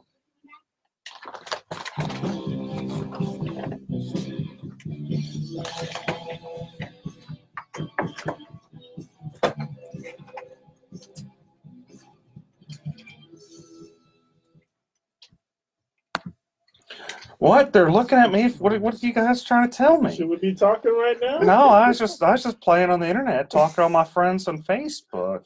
That's what I was doing. Anyway, so we're back. We're back with my radio show, and Philip O'Brien is helping me out today. He is just a fantastic go-getter, and our special guest today is the district clerk, The one and only. and Chris Daniel. What we're talking about is how Hurricane Harvey really devastated Houston. But what I'd like to talk about is some of the great things that Chris Daniel has done with the role as district clerk, made kind of the office more accessible to fellow lawyers. He's been, to be fair, he's been just a fantastic district clerk. Whether you're Republican, Democrat, or Independent, he really has tried, and I can tell. But so tell me, Chris, about all the stuff you've done. Sure. So electronic courts, for example, started as a pilot program in 2002 under Charles Backery with 2 basic courts, and was expanded under subsequent district clerks up to 8 courts with a few permissible courts. And under our administration, we went totally electronic in all civil courts. By the time the mandates came down for family courts to go electronic, we were already halfway there. And by 2015, all family courts were electronic. And with that, we had another mandate come down by the Texas Supreme Court that we need to have criminal courts electronic, with the exception of juvenile. And that the criminal courts, that you're talking about criminal discovery, which is kind of you've just completely opened the door, which is kind of a good thing, I think. But so tell me about the criminal discovery.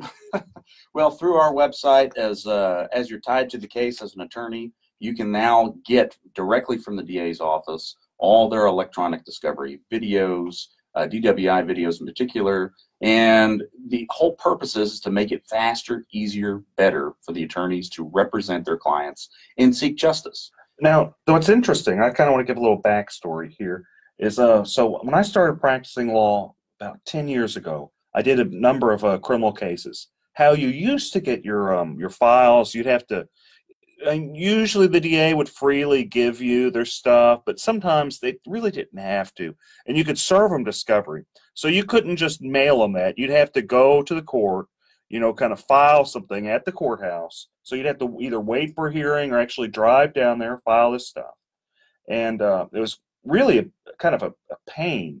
A pain, where to do any type of discovery. But that's gone now. So now attorneys, doing criminal defense work in their comfort of their own home in their pajamas at 6 p.m., 7 p.m., whatever time, they can e-file their discovery to the the DA's office, and it's a complete different world. And we aren't we may have been. Are there other counties that do this? No, in fact, Fort Worth and Dallas were trying to do something along these lines, and the best they could do was get the charging instruments online. Which is also part of our ongoing process, because not only did the Supreme Court mandate that something be filed electronically into the case, but we recognized that to be totally electronic, we had to have all facets of justice electronic. That includes e-warrants, e-subpoenas, e-citations, and so on and so on. So I just want to kind of step back. You're saying no other county in Texas out of the 254 counties does electronic discovery for criminal cases? Not that to my knowledge. Most counties are accepting electronic filings per se, and then going behind the filings back and printing it out on a printer and sticking it in the paper file, which defeats the whole purpose of electronic filing. The goal is to not only be faster, easier, better, and more indexed so that the attorneys can do a basic Google search on their own case and find rapidly what they need to represent their client, but to save taxpayer money. And be environmentally friendly as well. Well, that's a token benefit, because when you're saving trees, you're also not having to pay for all that toner and printers and paper and so on and so on, plus personnel. Well, it just makes basic sense. Easier access to justice, costs people less money. But it's also a safety issue. When we implemented e-subpoenas, that saved 32 positions for the sheriff's office to then put back into the courtroom as bailiffs that no longer had to process subpoenas, because it was a automated electronic process. And that came vital, especially after Harvey, where we were doubled up in the courthouse. Well, that's fantastic. Yeah, you've really done a good job there. So how about like where you've tied in social media to the district clerk's office? Why don't you talk I have a love-hate relationship with social media. My first race was for the Board of Trustees for Lone Star College System, of which I won. And I beat the board chairman by using a little-known website called MySpace. And MySpace was revolutionary at that time. And now we're having Facebook and Twitter and so forth. And I have attorneys even contact me on LinkedIn and Nextdoor, the app. And what we do with all that is when they contact me, I personally respond. We get their email address, and we get them funneled to the right location to get their problem resolved. And the beauty of that is that, especially on the Texas Lawyer Forum on Facebook, the various groups and pages, they're able to not only get their question answered, but help other lawyers who might have a similar question get their question answered. It's not always the answer they want to hear. For example, there's a snafu going on right now with sensitive data documents, where the Texas Supreme Court has asininely created a category of sensitive data, where when you file something electronically, and I'm sorry to get technical, audience, but when you file something electronically and you market sensitive data to protect your client's best interest, well, guess what? We're not allowed to show that online at all. That became such a problem because if Eric files something, he knows he files something and I can't show it. How do we explain that? So we created an electronic index that at least showed that it had been filed, but you still had to download and view elsewhere. You couldn't view it online. And that has created a whole bunch of headaches for lawyers out there with this new restricted category. But again, that's just trying to solve the Supreme Court's problem for them. Well, it sounds like you've done the best you can do. Yeah, so he also implemented passports in his building, because that wasn't done before under I think Jackson. That wasn't done under any district clerk in Texas, except for in Harris County, except for the surrounding counties. And so we decided to take the bull by the horns and say, look, Stan's right here with his birth certificates. Why can't we just finish the gap and come up with a passport service? I'm sorry, the post office has set the bar so low that when we get these comment cards coming in about how wonderful we are, it's like, well, it's a no-brainer. We want to serve you, public. We want you to come in and have the best experience possible while you're already downtown for an unfortunate reason in court, or to get a birth certificate, a marriage license, a DBA for your new business, a liquor license for that kind of business, or you're serving jury duty. Come on down anyway and get your passport. Get a new passport, get it renewed. And oh, by the way, we go through Philadelphia instead of Baltimore, and therefore our passports are processed faster. And therefore, it takes an average of about 14 business days instead of 4 to 6 weeks to get your passport back. One other question. I know a lot of viewers are wanting to know, is there something that that can be done about those lines in the morning to get into the court? Hi, this is Eric Dick, and I think it's important that you know your rights. If your homeowner's insurance company has denied or underpaid your claim, you have the right to hire an attorney. You have the right to call me for free consultation at 833-7-RIGHTS. That's 833-7-RIGHTS. Don't let your homeowner's insurance company take advantage of you. Call me today at 833-7-RIGHTS. Has your homeowner's insurance claim been denied or underpaid? Call Dick Law Firm at 833-7-RIGHTS.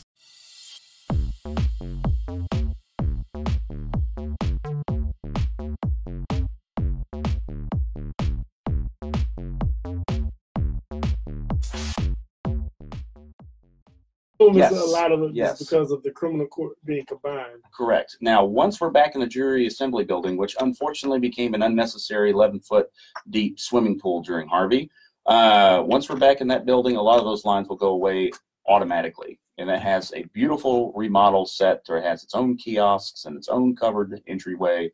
But Constable Precinct 1, Alan Rosen, actually handles the security that comes in and out of the courthouse. And he has been piloting programs to put people through the other courthouse security doors so that they're not having to necessarily bottleneck right there at the front door. But they could go to the juvenile building, or they can go to other buildings where there are metal detectors. We can't get rid of the metal detectors. We've got to keep our judges and our lawyers safe. We're dealing with a lot of hot topics at the courthouse, divorces, criminal cases, etc. And we need to keep everybody safe. Feeding the homeless. Feeding the homeless. But at the end of the day, thankfully, Constable Rosen is working hand in hand with our office to pilot these different ways to get people funneled into the courthouse through other buildings. Sure. we're going to take a break. That's that music. Yeah, that's the music. They're giving me a hint. This is Eric Dick. Thanks for tuning in. We're going to take a break. We'll be right back with Chris Daniel and Philip Paul Bryant's right here with me. Thanks, guys. Thanks, guys.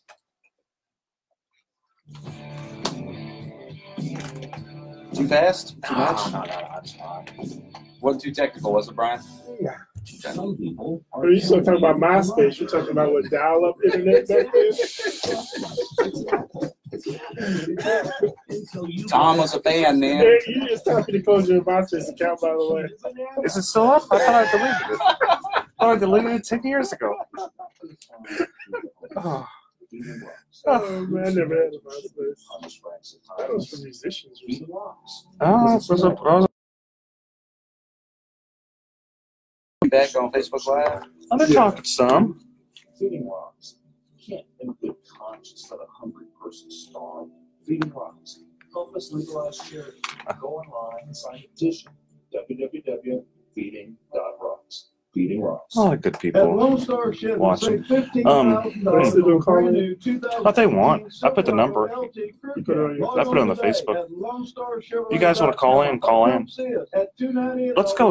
Let's talk about maybe. Let's talk about politics a little bit. This is Mario Lopez. So I'm planning to celebrate. There's a lot of juicy stuff to talk about. A lot of juicy stuff to talk about.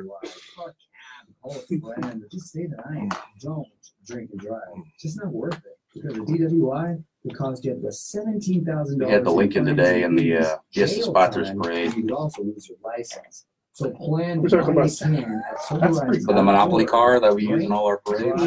Go to jail. And I had a parade today. I had a block walk kickoff, and I had this candidate forum. And now y'all just hustling. Hustling. It is grinding. Hustling. Been up till what, 7 in the morning? Run around. You talking local, state, or national politics? I want to talk about Jerry Patterson, where he's a Republican and he endorsed George P. Bush's opponent. And the reason why and all that, I think that's kind of interesting. Is at least people are talking about that. I'd also like to talk about a lot of people are upset that Willie Nelson's playing for Beto. And just kind of, I think Cruz is going to win that. I'm voting for Cruz, but that's an interesting. I think there's something there, at least interesting. Disclaimer: Geico cannot guarantee you will be close as happy as a clam. Unquote. The Geico legal team cannot I think it was pretty neck and neck until the National Party starts. They poured a lot of money into it because they got scared. What's there to be happy about? A clam's all like, oh, I'm so happy I didn't get turned into New England clam chowder today. What's that going to do? I don't know. So fun to say. What were we talking And also, we need to talk about Prop B with the firefighters. Yeah. I meant to go by there and get a couple of It feels sometimes like everything in life has gone against us.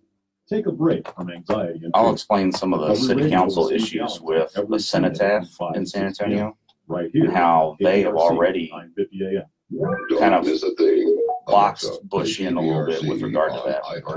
Okay. Now, I mean, he needs to take a leadership stand. Yeah, they already voted. Yeah, they've already.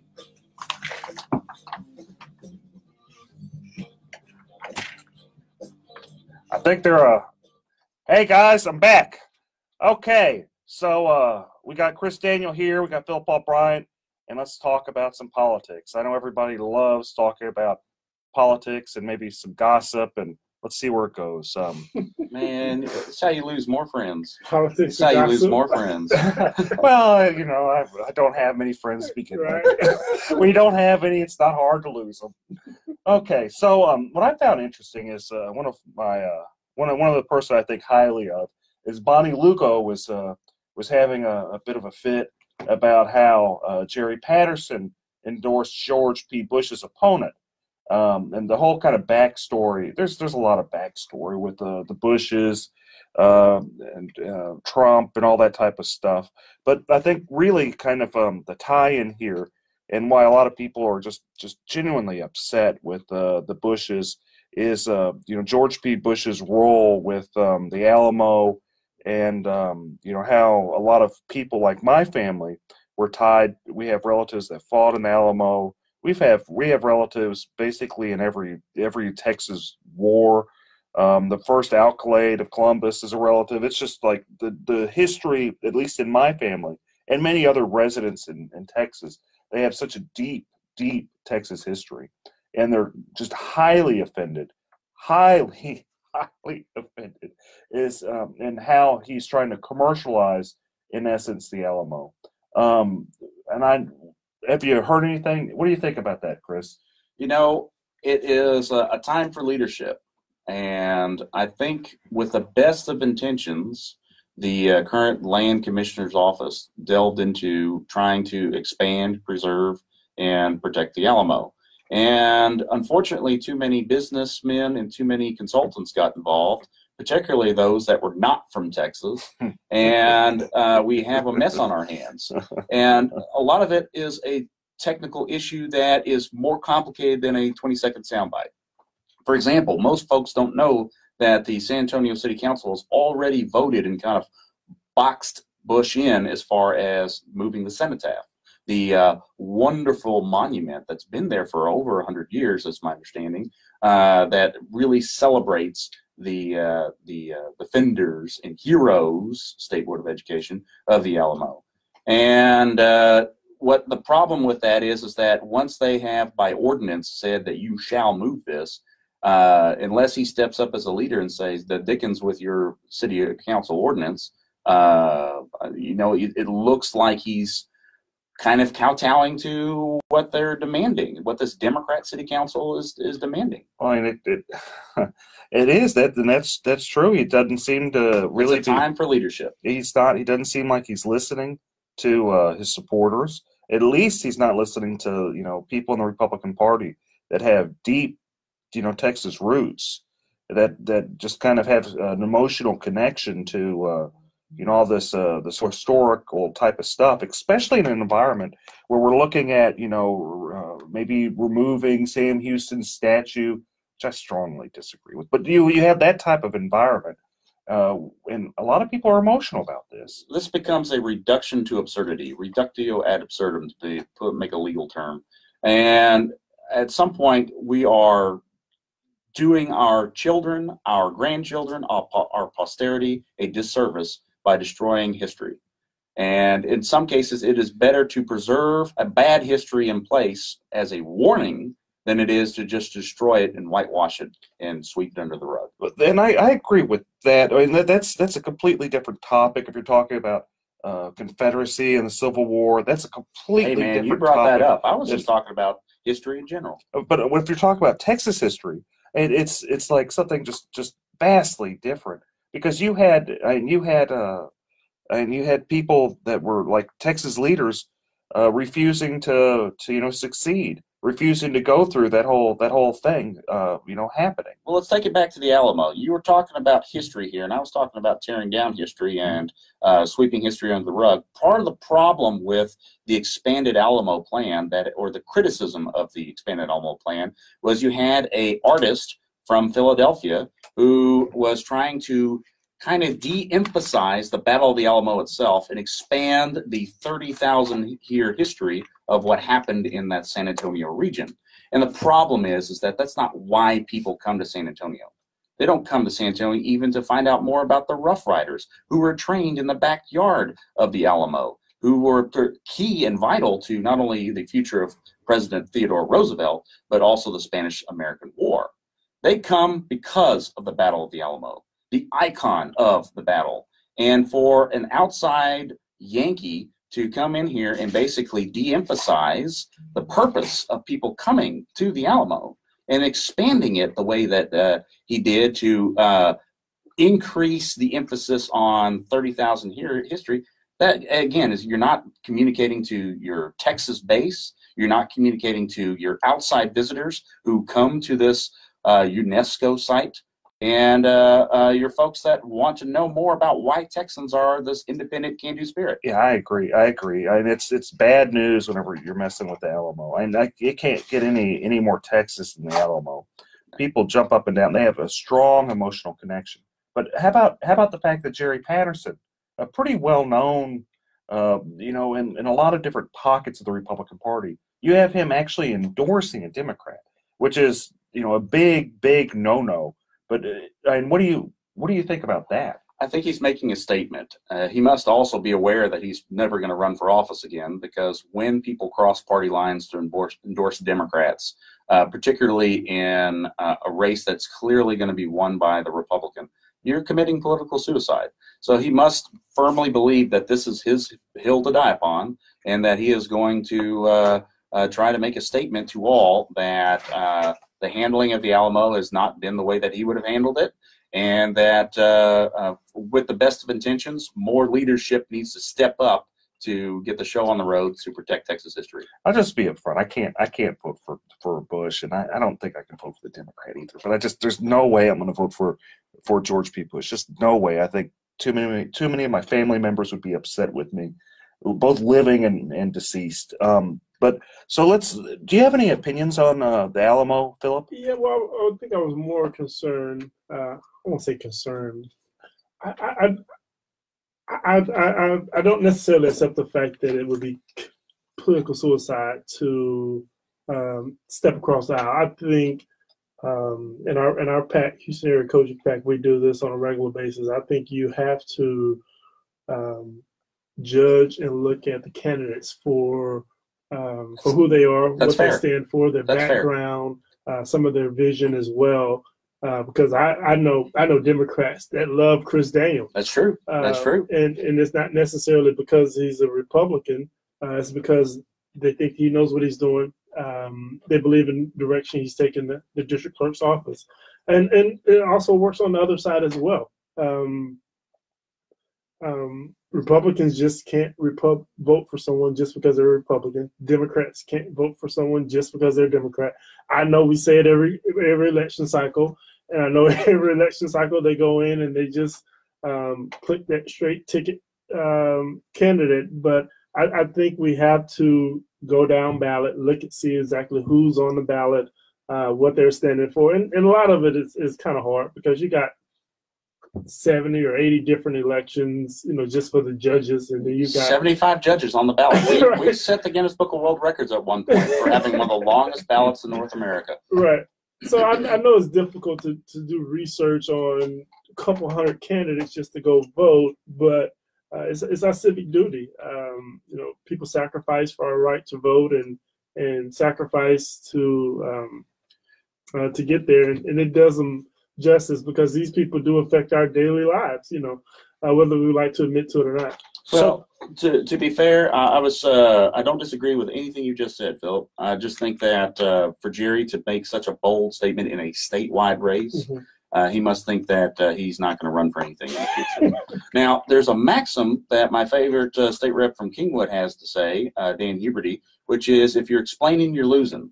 And where George P. Bush has himself in the corner right now is that in order to explain this very complicated and very hot topic of the Alamo and where its future is going, he has to go very detailed into a lot of technicalities that the listeners aren't willing to take the time to read about or listen to about. And when you're explaining, you're losing. So we're talking about statewide races. Let's go to another race that's kind of a bit controversial. Is the Ted Cruz versus Beto. And I find that interesting. You have the National Party, you have Trump coming down supporting Ted Cruz, but you also have Willie Nelson, who's having doing some stuff for Beto. You have a bunch of national money from the Republican Party being poured into Ted Cruz's race because there's genuine fear that he may lose the race. I kind of am. I doubt it, but there is truly genuine fear around a number of pockets. And you also have the polling kind of tightening. One poll at least had it one percentage vote away. Some others 4 or 5, points away. Philip, why don't you start off? What do you think about that? I think it's a referendum on Trump. I think Ted Cruz and Donald Trump are, I wouldn't call them best friends or second best friends in the whole wide world, but they're pretty aligned as well as some of their politics. And so for this race to even make the headline is, you're right. I definitely think that the numbers show that a Republican, whether it be Ted Cruz or whoever, the numbers show that that should be a Republican seat. But for it to even be close or to even be a part of our conversation just shows you that not necessarily Ted Cruz, but in my opinion, his connection to Trump, I think, is more so a vote against Trump in that particular seat, in my opinion. And I get them emails from the Democratic Party, the Harris County Party, and so I see the angle they're using as far as fundraising and get out the vote efforts, and they're making that connection. But what about like the play that Ted Cruz isn't a likable person and that Beto is a much more likable person, a nicer person? And do you see that a little bit more charismatic? I see that being pushed, and I'm not saying I agree or disagree with that. I just see that being pushed. What do you think, Chris? The reason why the National Party is concerned about this race is they're seeing what I'm seeing, where Beto has a rally in Grimes County, Texas. You know what's in Grimes County, Texas? Bunch of cattle and a company that builds the most drill pipe in North America. That's it. And here you have 400 people show up to a rally in Grimes County, Texas. When you have that kind of phenomena occurring, even if it's just every Democrat was 400, it is amazing to see that this enthusiasm is going on across the board, and that's why people are scared about what's happening with Beto. That's why they're concerned. We'll dig more into it in just a minute. We're going to take a quick break here. We'll get back on that and maybe finish up with Prop B. Yeah. I think it's good stuff. Just people are fascinated by it. It's good stuff to talk about. You don't think so? I think it's well. So what I'm going to lead into about Beto is how he's basically using Trump tactics to define the race, and how Ted has waited too long to take control. Winding people up. Get along and live. I don't know what's going to happen with that. I think it's more fascinating than anything. It's that time of the year. Well, then I'll follow that with getting technical about straight ticket voting and how that's true. Beto is a threat. Because if a Republican votes for Beto and they don't do the normal thing where you pull the lever and then change your vote, then they're going to have to vote all the way down the ballot. And after 75 judges, they may just forget to vote for their county judge. About 2 years from now, because that's going to happen in 2 years from now. That's right. That's right. And frankly, you don't. If you owe $10,000, all right, if you want to make that, I see the pitch. You had to go down the Confederate statue thing, huh? I wasn't talking about that. I had to go down on it a second. I had to go down on it a second. I had to just kind of flirt with it. Just see what. I had to go with it for a second. That's a no-win. There are people winning on that. No, we didn't go into too deep. I had to go there for a second. I'm a sucker. Just the salt is just blowing up your phone as we speak. And I think it's important that you know your rights. If your homeowner's insurance company is denied or underpaid your claim, you have the right to hire an attorney. You have the right to call me for free consultation at 833-7-RIGHTS. That's 833-7-RIGHTS. Don't let your homeowner's insurance company take advantage of you. Call me today at 833-7-RIGHTS. Has your homeowner's insurance claim been denied or underpaid? Call Dick Law Firm at 833-7-RIGHTS. Hurricane Harvey hit us all. It feels sometimes like man, life has gone against us. Take a break from anxiety and fear. So we had a 2-week break. Yeah, we'll be back on this more. It's kind of fun. Right. How long's your show? Just an hour. Oh, we're almost gone. You wear many hats. That's The fine. new business Finish it up. The buying toner for the How about 12 more minutes? The sifting through tons of resumes hat. You can throw away that last hat. Yeah, it is. I just don't think I have the commitment or energy to do much more. But I know it's tough for all these radio guys. I mean, think about Michael Berry having to come up with an hour every day. Yeah, he also doesn't have job. Not elected. That's all he does. I His just job saved is. hundreds of dollars by switching to He's a good Geico. guy, but it's I'm just as a lot. happy as a clam. I don't necessarily want to be a radio personality. It's fun. I enjoy talking about stuff. Enjoy all the friends. Hey, you Facebook. missed out meeting Steve Johnson from KLOL. Oh, I saw. Yeah, Danny wanted to go out. I can only do so much. Can only do so much. Geico. 15 minutes. Get lost. And he was nearby. We need the other side of the street. Okay. Hey guys, we're back. We're gonna wrap this thing up. We're gonna put a nice, good, tight bow on it.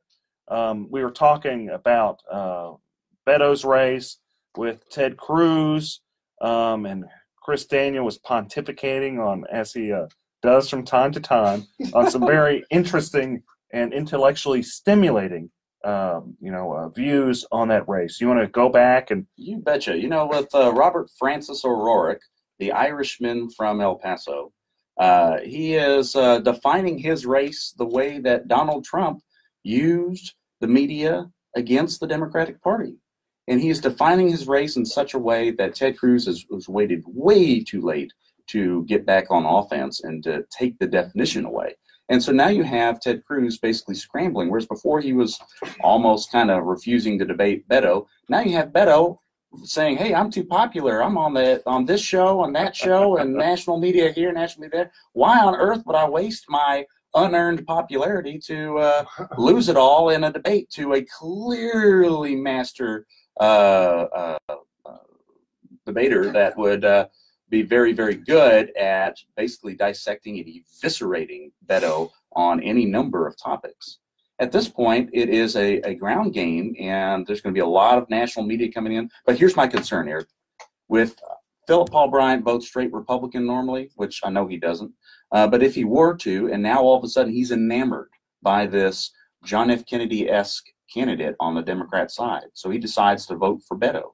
If he doesn't do the educated thing, which is to vote straight and then circle back and vote for Beto, if he goes one by one, by the time he gets halfway down the ballot, he may say, the dickens with this, I've got lunch, I've got plans, I've got to get on a radio show with Eric Dick, and decide to quit voting.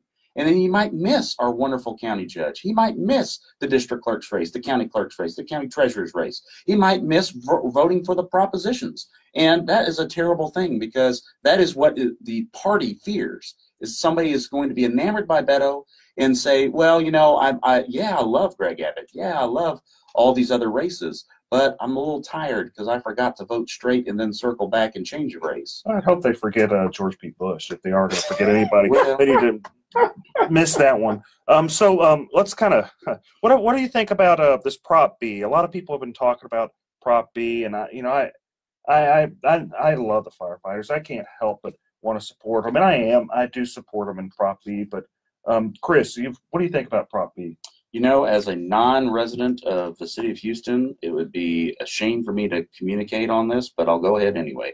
I'm basically supported by the base of both sides. I'm openly endorsed by HPLU, full disclosure, and I hope to get the endorsement of the Firefighters Union as well, because I'm already endorsed by the rest of their AFL-CIO brethren. At the same time, I understand why we got to where we are. We're in a situation where the cops have been basically screwed with by the various mayors since Mayor Lee Brown. And these issues didn't go away. And so they came up with a legislative solution to help them. They invited the firefighters to the table, but the firefighters had their own program going on and their own plan. And whether that was a good plan or not as good of a plan, whether they should have played nicely with the police officers or not, is water under the bridge, because now we're at this point in present time. And they have decided to take this to the people as a legislative solution instead of going to the Texas House like the police officers did. Whether that's the best plan or not, again, I don't live in the city of Houston, so it'd be dishonest of me to go further, but I want the folks listening to understand that we arrived at this because of a lack of leadership at City Hall. Period. It's not Sylvester Turner's fault. It's not Anise Parker's fault. It's not Bill White's fault. It goes all the way back to Mayor Lee Brown. I think it goes before that, but I don't think it. I think Okay, let's kind of take a step back. You've got firefighters making $27,000 a year, which is not very much. How much? $27,000 a year. Is that starting or added? That's starting. Wow. You start at $27,000 a year. And I know there's arguments, okay, they only have to work 2 days a week, but they have to work 24-hour shifts on those 2 days a week. Good luck finding another job. And sure, they have benefits, but you talk about a job where you're running in a fiery building. I think people need to, whenever I ran for mayor, every time I've ran for city council, I've always followed Orlando Sanchez's, motto. Pick a few things, do a good job at it. Public safety, infrastructure, basic city services. That's where you want to spend your money on. Under public safety, you break that down. That's the firefighters. That's the police officers. We want them to do a good job. We want them funded to do a good job. And though I love parks, and I live next to a park, ride my bike on a park, I'd rather be safe and have firefighters, come to my house. Hey guys, remember I support you whenever my house is on fire. Remember, I support you. I'd rather them come to my house and make sure we're safe, make sure my daughters don't burn up in the house, because that would break my heart. And that'd break almost anybody's heart if their house, burns down. But my point is this. If we're talking about being, conservative, at least fiscally conservative on, with the city of Houston, spend the money where we say we're supposed to spend the money. Spend it on the firefighters. Take care of the firefighters because we need them. At the minimum, if people are, feeling spiteful towards Sylvester Turner, it's kind of a spit in the face to vote for, this, because it limits, it kind of forces Sylvester Turner to spend more money on the firefighters. So I strongly support it for a very, very, very large amount of reasons. Some of them, full disclosure, my dad was a firefighter, a captain and a senior captain at a number of, I think, two 66s and 67s. So I'm just inherently biased towards firefighters. But on the other hand, as a Republican, as a conservative Republican, I can't help but, it's one of the things we should be doing. Philip, what do you think about that? Yeah, I definitely think that you have to support the firefighters.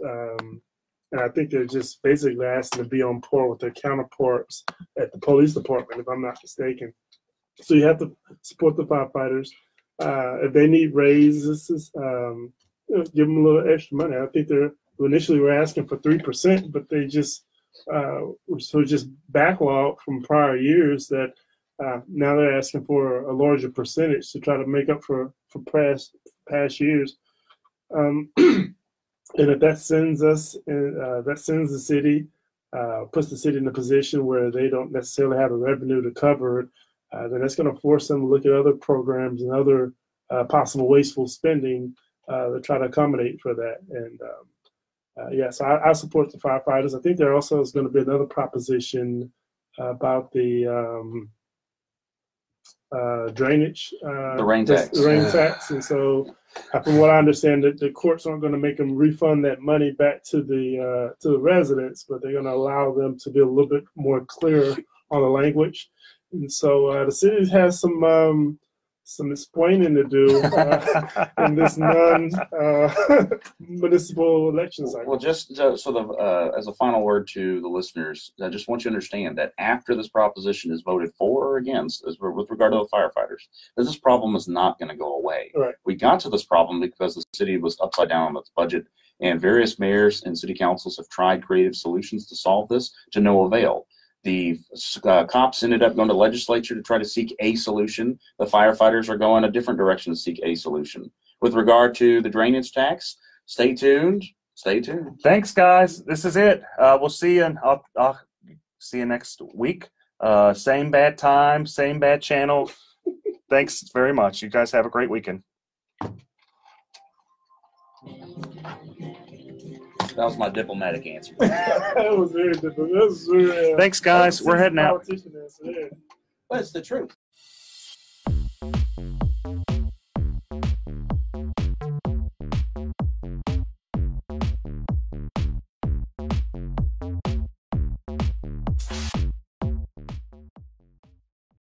A Houston man tonight is taking on the city of Houston. He is suing, saying he has the constitutional right to feed the homeless this Thanksgiving and any other day that he chooses. Fox 26's Domily Keith is live at Houston City Hall with more details on this. Domily? Yeah, you may remember the charitable feeding ban went into effect a few years ago, making it illegal to feed the homeless. Well, Philip Paul Bryant says it shouldn't be against the law to give food to someone in need. He says it should be the other way around, a crime not to give. Of just trying to make sure a fellow human doesn't starve. It sounds simple enough. We aren't asking for anything else than to be able to give food to those that are less fortunate.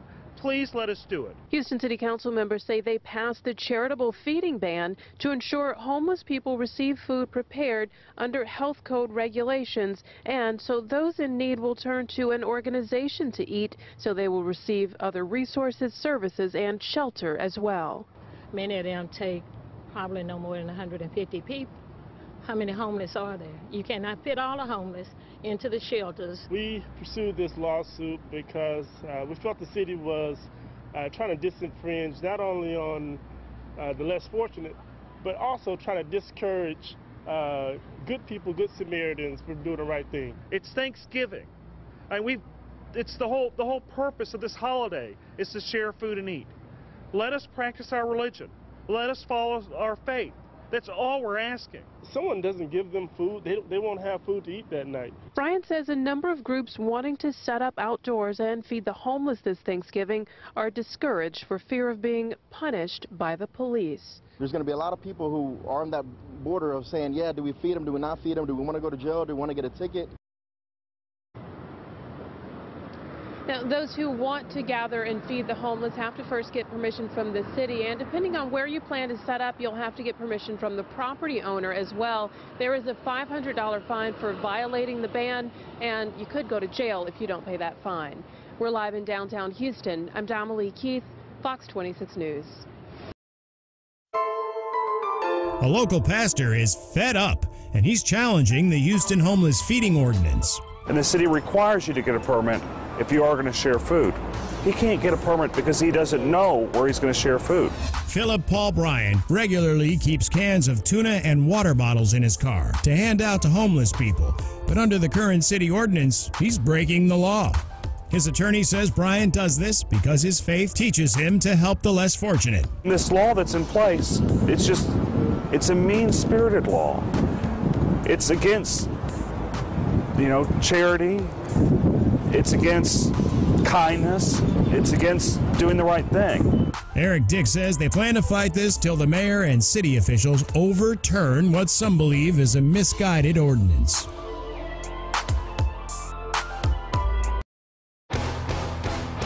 A Houstonian claiming his religious freedom is being denied might soon see his lawsuit against the city dismissed. And it appeared that Judge Kyle Carter was thinking about dismissing the case, saying that Philip doesn't have standing.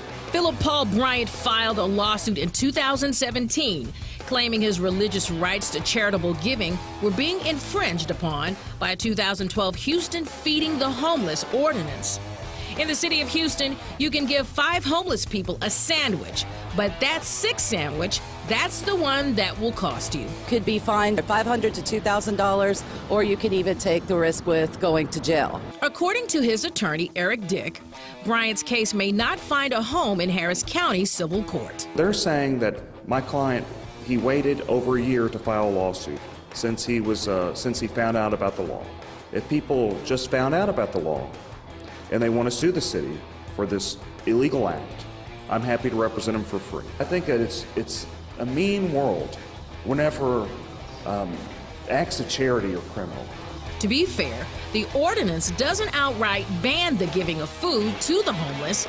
It just creates a lot of hurdles to jump through to do it lawfully. My children are a big deal in this, and teaching them how to give to the community.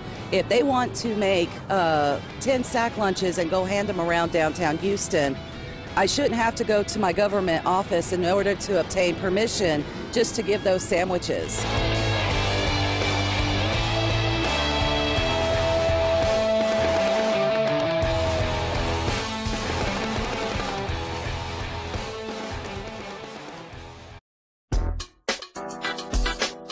breaking the law, one meal at a time, feeding the homeless. It is morally wrong to make it a crime to give food. A Houston man who feeds the homeless because of his faith is suing the city, challenging the established charitable feeding ban. The often debated ordinance has banned sharing food in public groups of more than 5 people without city permission since 2012. The city says you can give food to 5 people, not 6. What are you supposed to tell the 6th person? I met my quota today? The city wants to dismiss Philip Paul Bryant's lawsuit. That's a crime? What does this world come to? It's a sad day whenever trying to prevent a fellow human from starving is a crime. The city says the ordinance aims to curb trespassing and littering, both of which were already prohibited in the municipal code prior to the passing of the ordinance. While some Houstonians are in support of the lawsuit, I really hope he wins his case, and I really hope they lift those sanctions so we can be able to give more to the needy. So if you're willing to help more than 5 homeless people, you should be able to do that. Some even challenge the city's support of their citizens. The city isn't going to take care of their homeless people as their people. Somebody got to take care of them. So why can't we take care of them? A question Houstonians will continue to ask as long as the ban remains.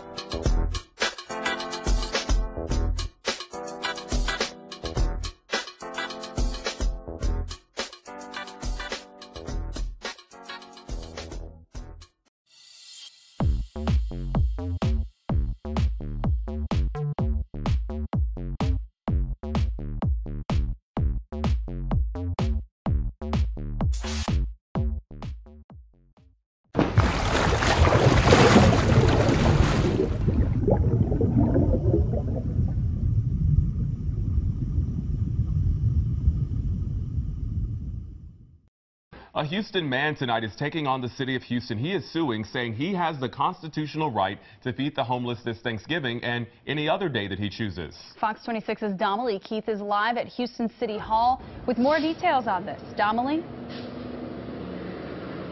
Yeah, you may remember the charitable feeding ban went into effect a few years ago, making it illegal to feed the homeless. Well, Philip Paul Bryant says it shouldn't be against the law to give food to someone in need. He says it should be the other way around, a crime not to give. Of just trying to make sure a fellow human doesn't starve. It sounds simple enough. We aren't asking for anything else than to be able to give food to those that are less fortunate. Please let us do it. Houston City Council members say they passed the charitable feeding ban to ensure homeless people receive food prepared under health code regulations, and so those in need will turn to an organization to eat, so they will receive other resources, services, and shelter as well. Many of them take probably no more than 150 people. How many homeless are there? You cannot fit all the homeless into the shelters. We pursued this lawsuit because we felt the city was trying to disenfringe not only on the less fortunate, but also trying to discourage good people, good Samaritans from doing the right thing. It's Thanksgiving. It's the whole purpose of this holiday is to share food and eat. Let us practice our religion. Let us follow our faith. That's all we're asking. If someone doesn't give them food, they won't have food to eat that night. Bryant says a number of groups wanting to set up outdoors and feed the homeless this Thanksgiving are discouraged for fear of being punished by the police. There's going to be a lot of people who are on that border of saying, yeah, do we feed them, do we not feed them, do we want to go to jail, do we want to get a ticket? Now, those who want to gather and feed the homeless have to first get permission from the city, and depending on where you plan to set up, you'll have to get permission from the property owner as well. There is a $500 fine for violating the ban, and you could go to jail if you don't pay that fine. We're live in downtown Houston. I'm Donnelly Keith, Fox 26 News. A local pastor is fed up, and he's challenging the Houston homeless feeding ordinance. And the city requires you to get a permit if you are going to share food. He can't get a permit because he doesn't know where he's going to share food.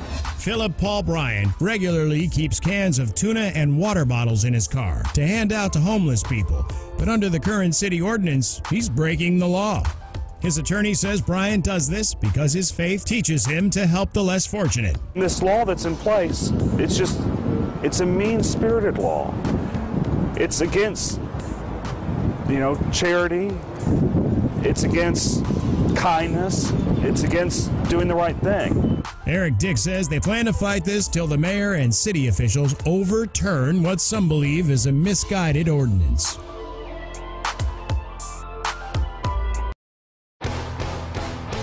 A Houstonian claiming his religious freedom is being denied might soon see his lawsuit against the city dismissed. And it appeared that Judge Kyle Carter was thinking about dismissing the case, saying that Philip doesn't have standing. Philip Paul Bryant filed a lawsuit in 2017 claiming his religious rights to charitable giving were being infringed upon by a 2012 Houston Feeding the Homeless ordinance. In the city of Houston, you can give 5 homeless people a sandwich, but that 6th sandwich, that's the one that will cost you. Could be fined $500 to $2,000, or you could even take the risk with going to jail. According to his attorney, Eric Dick, Bryant's case may not find a home in Harris County Civil Court. They're saying that my client, he waited over a year to file a lawsuit since he found out about the law. If people just found out about the law and they want to sue the city for this illegal act, I'm happy to represent them for free. I think that it's a mean world whenever acts of charity are criminal. To be fair, the ordinance doesn't outright ban the giving of food to the homeless. It just creates a lot of hurdles to jump through to do it lawfully. My children are a big deal in this, and teaching them how to give to the community. If they want to make 10 sack lunches and go hand them around downtown Houston, I shouldn't have to go to my government office in order to obtain permission just to give those sandwiches.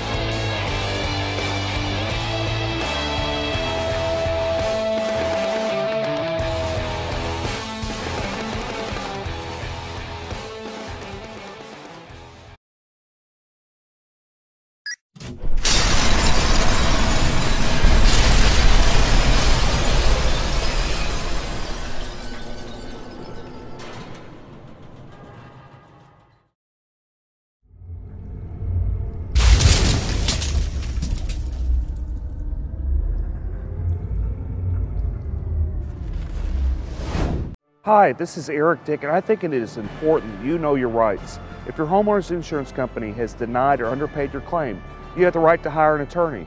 You have the right to call me for a free consultation at 833-7-RIGHTS. That's 833-7-RIGHTS. Don't let your homeowner's insurance company take advantage of you. Call me today at 833-7-RIGHTS. Has your homeowner's insurance claim been denied or underpaid? Call Dick Law Firm at 833-7-RIGHTS.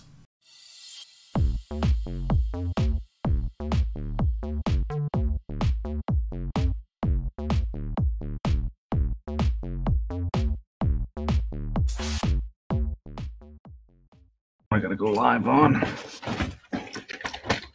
Okay. Hey folks, start another show. Dude, Message me. What do you got? the Rockets, why did they lose so bad last time, man? Dude, they made Montrezl Harrell look like an all-star. I mean, he was good when he played here, but he wasn't an all-star. This dude had a career night, 30 points. The Rockets. And we go from being ranked #1 to like the worst team that exists. I think we're down to like rank number 16, 17. Jeez. I mean, it looks like, or at least Carmelo Anthony can play. That's the Dude, only I one that told you can. about it that. That's the only one that can play is Carmelo. He's trying to redeem himself. He He's likes playing with Chris Paul. He really does. It's his best friend. Oh, well, it'd be nice if Chris Paul played or anybody else. But Carmelo made some good points. Carmelo made 27 points last night. He did a good job. Hitting from the 3. Eric Gordon, did he show up or he was still asleep? He's asleep. All the other ones asleep. But Carmelo Anthony did a pretty good job. No, I don't know, man. We'll see if the Rockets learn how to play again. Yeah, they're trying to get Butler. They're putting in everything they can to get Butler. Rockets. I don't even know if it matters. No, I've been working family time, but family time at work. I had no time for it. Yeah, this guy. We don't even watch Ninja Warrior stuff most of the time. It was a Monday nights. Monday nights in USA, or it used to be. Now that's Monday Night Raw now. What does come on? And if we do catch up, we're usually watching for the Houston folks, people we've met and trained with. Yeah. My daughter loves going, oh, look, there's Allison. Allison Temple one's one that's made it a few times. Or, oh, look, there's Daniel. Daniel Gill's one of the biggest names in the sport right now. He trains at that gym. Okay. It's kind of hard to miss with his pretty boy hair. Well, him and his wife have the same hair. It's amazing. From the back, they look almost identical. He's a little bit taller, but not much. Be glad he got hair. At this point in my life, I'd just be glad if I had some. Me too. It fell down in my bag. I didn't have that in my youth, but now I do, so I know what it is. Oh, well. I still got it, just not where I want it. I don't have. I mean, it's going. Mine's gone. Started losing my hair in my early 20s. So I was at a CVS going to law school. And I looked, I'm like, man, that guy sure is going bald. And I move, I'm like, oh, dang, that's me. Yes. That mirror up here like this to watch for chocolate. And we can see the back. Man, that guy sure ain't got no hair. I move a little bit, I'm like, oh. I'm glad that's not me. And it's only gotten worse and worse.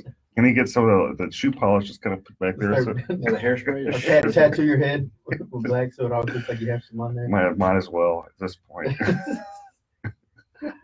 Man, I don't know, it's starting to hurt on the top that's standing out.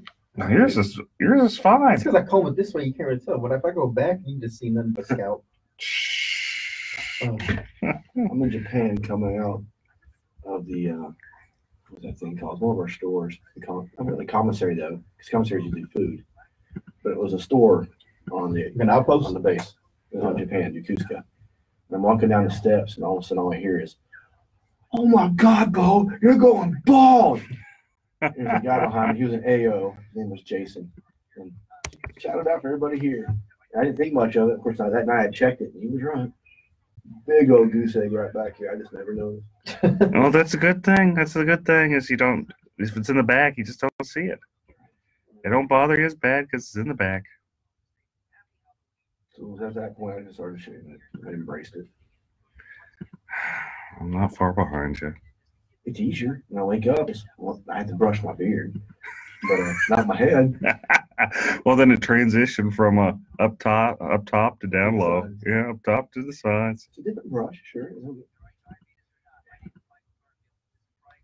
Getting older is not for the weak.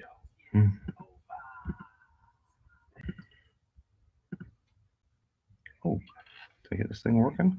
I think I actually got the thing working finally. I forgot how to do it. Now I just remembered.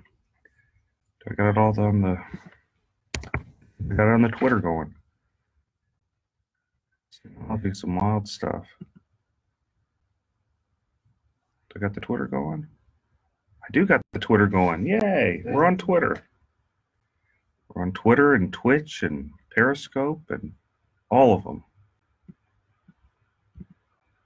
It's funny, you could be pulling my leg and I wouldn't know or not. I've heard of Twitter, but I'm not very technological savvy. My wild card is Jason.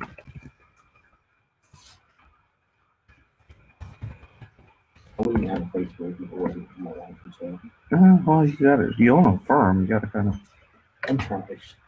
What is it, about 6 minutes at? Yeah. So we got 5 minutes? 5 minutes. Okay, I don't want to. You know, I'm bad at knowing stuff.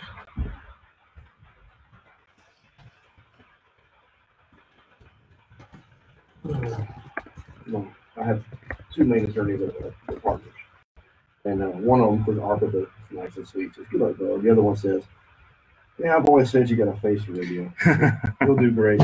That's the joke. You got a face for radio. They always tell me that too. What, a face for radio? Yeah. Kind of insult actually, but okay. It really is. We on? Everybody there? Make sure y'all. Well, not us. You got false alarm now. Make sure y'all tune in 9:50 a.m. on your radio dials, or you can always go to the iHeartRadio app and look for 950 KPRC. Check in. Make sure you listen to The Eric Dick Show. We're starting about top of the hour right now, so after the commercials, you will see us on. What's up, Steve? What's up, man? And as always, today's program sponsored by Topo Chico Aqua Mineral Water. The unpaid sponsor. As well as Bragg's Naturally Organic apple cider vinegar all natural drink. This is the limeade flavor today. It has a little more tartness to there, but it's really good for you. Really helps with your liver. Make sure you get that Bragg's all natural apple cider vinegar. Does that really help with your help with your liver? Hey, Shelly. How y'all doing? Hey, yeah, we're going to talk about voting today. Make sure you get out there. We're going to talk about that and a whole lot of other things today. Real fun show. But as always, call in 713-212-5950, 713-212-5950. Numbers up in the link or the description. But yeah, if you haven't voted, today is a day to vote. You have all day to get out there. Wait in the line, whether it's short, it's long, it's going to be worth it. You know, I'm supposed to say it doesn't matter who you vote for as long as you vote, but it does matter who you vote for. So get out there and vote for the right people. Make sure you vet the candidates and don't just listen to a bunch of nonsense and bullet points and hype. Yes or no for firefighters. Look, I'm torn on the firefighters. Firefighters kind of get what they deserve because they always support the wrong candidates. That's but true. At the same time, if we don't vote yes for Prop B, then we're never going to force the city to go in there and control their spending. So you got to vote for Prop B. Yeah, I'd say vote for Prop B just because it forced the city to actually rein in their spending, so they stop spending hundreds of millions of dollars on art projects, man. Go back to the basic city services, which the city's supposed to be about. Well, not only that, you know, what happens if we stroke out? If we stroke out, I want the firefighters there. That's true. Pull me on the EMS. That's I don't true. want them having to work a second job over at Chick-fil-A. Firefighters just don't put out fires. They also are there for EMT, EMS services. If you're stroking out, you're having a hard time, you got an accident, they're usually right there first on the scene to assess the situation. So vote for Prop B. My dad's retired firefighter too. It's a tough one to say to vote for, but again, was at 72. Vote for Prop B today. Vote for Prop B. You never return it. Oh, the special guest we have today is Bo Bowen, attorney and Ninja Warrior. We'll get to that later. But again, y'all tune in. And again, if you have any questions, put them on here. I'll read them and we'll try to address them through the breaks or through the. If you want to call in, again 713-212-5950. Turn down for what? I'm gonna turn up the monitor. Sorry. Do you have a studio monitor? We do have a studio monitor. It's over here. Right. But maybe she got it on quiet. Oh, I'm sorry. Ask Shannon. What am I doing? She looks like I'm in trouble already, folks. She gave me the stink you have eye. a call already? I hope I don't got a call already. Vote today in Clear Lake. Let's see. Tell me, Eric. You better be quiet. You gotta say some stupid stuff. Free hot dogs. So if you're in the Clear Lake area today, y'all make sure y'all swing by the Clear Lake area tailgate party. Shelly Rogers, where's that located? Where can they go for that tailgate party? She also works for me. My sister works for me too, man. Small business. She just completed a paralegal school. So for her, it's a big deal. I'm very proud of her. Oh, yeah. Turned herself around, finally settling down, growing up. We mature slowly. But you mature.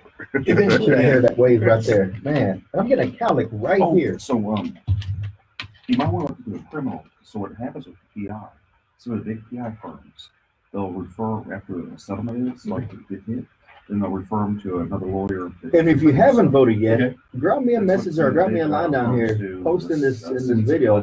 Why haven't you voted? What is the hesitancy? What issues are you having deciding between?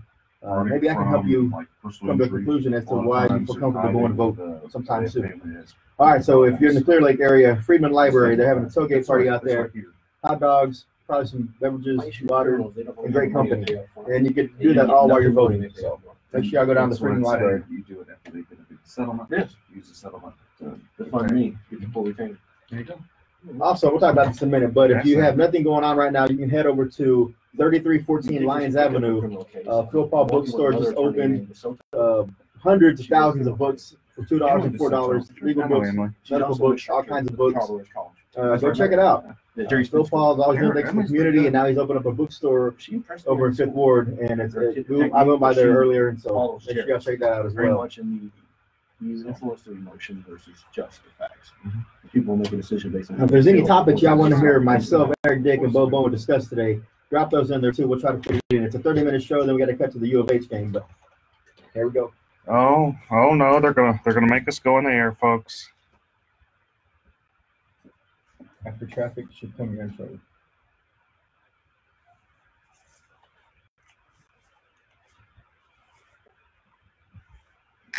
You know, they've never heard the intro, I don't think. On the live feed? What do we have on? when they go on Facebook Drive because we don't have the monitor going when the intro plays. Yeah, so they'll hear it. You know. I can turn the monitor on, but I don't hear it in here. It'll kick on in a minute. The audio will kick on. I want y'all to hear the intro because y'all never heard the intro. Yeah, the intro is pretty funny. Okay, we'll talk about the caravan of immigrants. You do immigration law, right? What, no, sir. No immigration. I thought you did every color law, man. Not total law, almost, but not quite. If they bring cash, he might. That's true. It's true. Yeah. For enough money, I'll learn it quickly. For retainers, we might make an exception.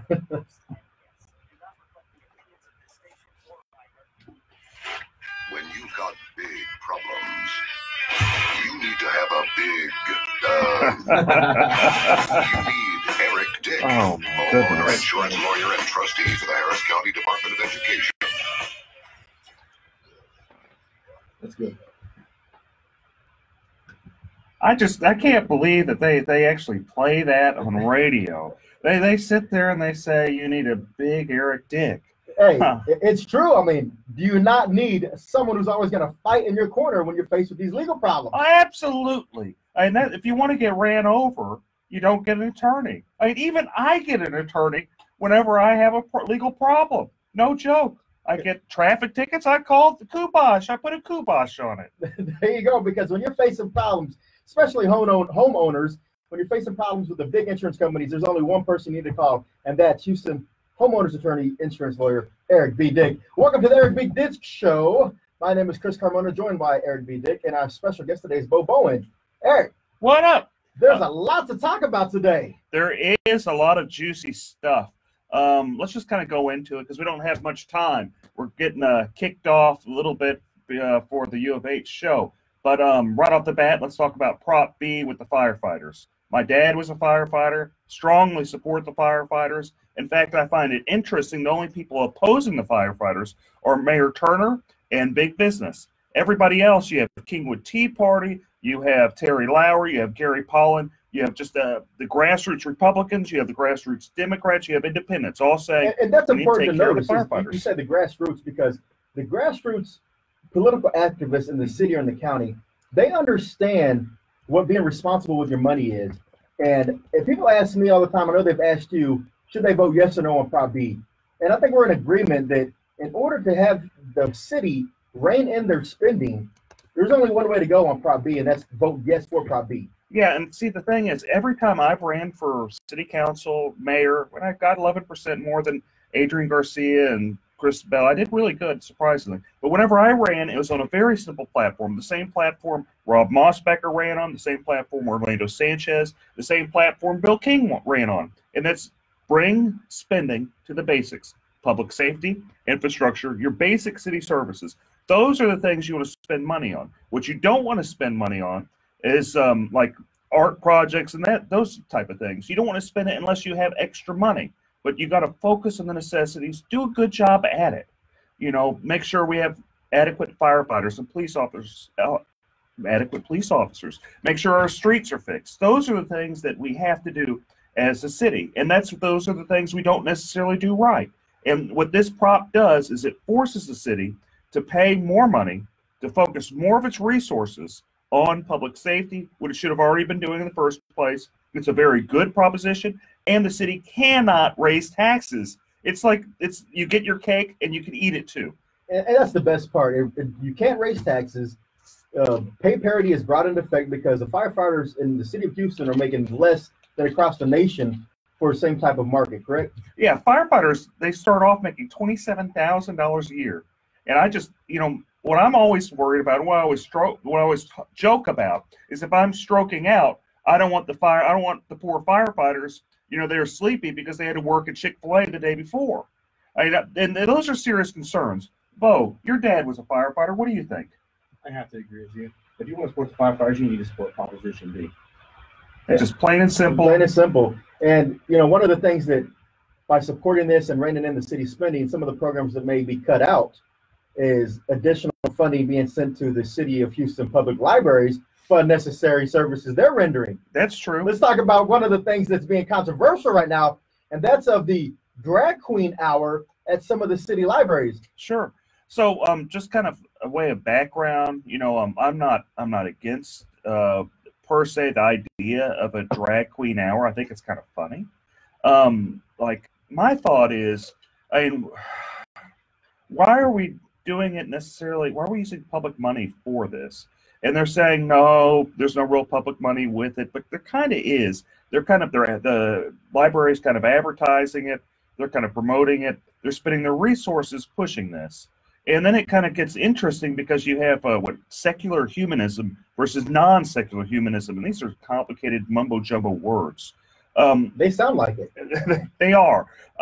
Basically, it's the idea that it's like Christian viewpoints of believing marriage is a man and a woman, that being the idea of a religion, and then non-Christian viewpoints. And the point that you can have these non-Christian viewpoints there pushing this agenda at the library and not be able to have the counterpart there. That's where it's not fair, and that's where I kind of have a problem with it.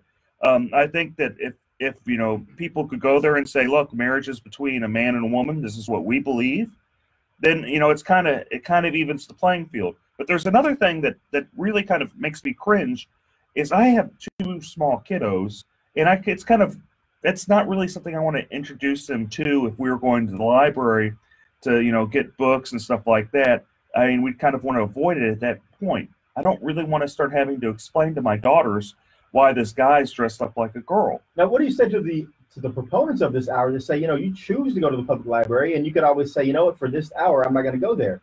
Should you have to rearrange your schedule to fit into the city of Houston's agenda as it relates to the drag queen story hour? I just don't think I don't think it's really fair. And I don't think you should have to look at, the schedule whenever you just want to go to a public place and, learn, teach bring your kids to, the library. I'm fine with it being in a private place. In fact, I'd probably go. I think it's at minimum entertaining. I think it really is entertaining. And I think, it brings, I can see the diversity argument, Because the mayor has made a diversity argument saying we have a very diverse city.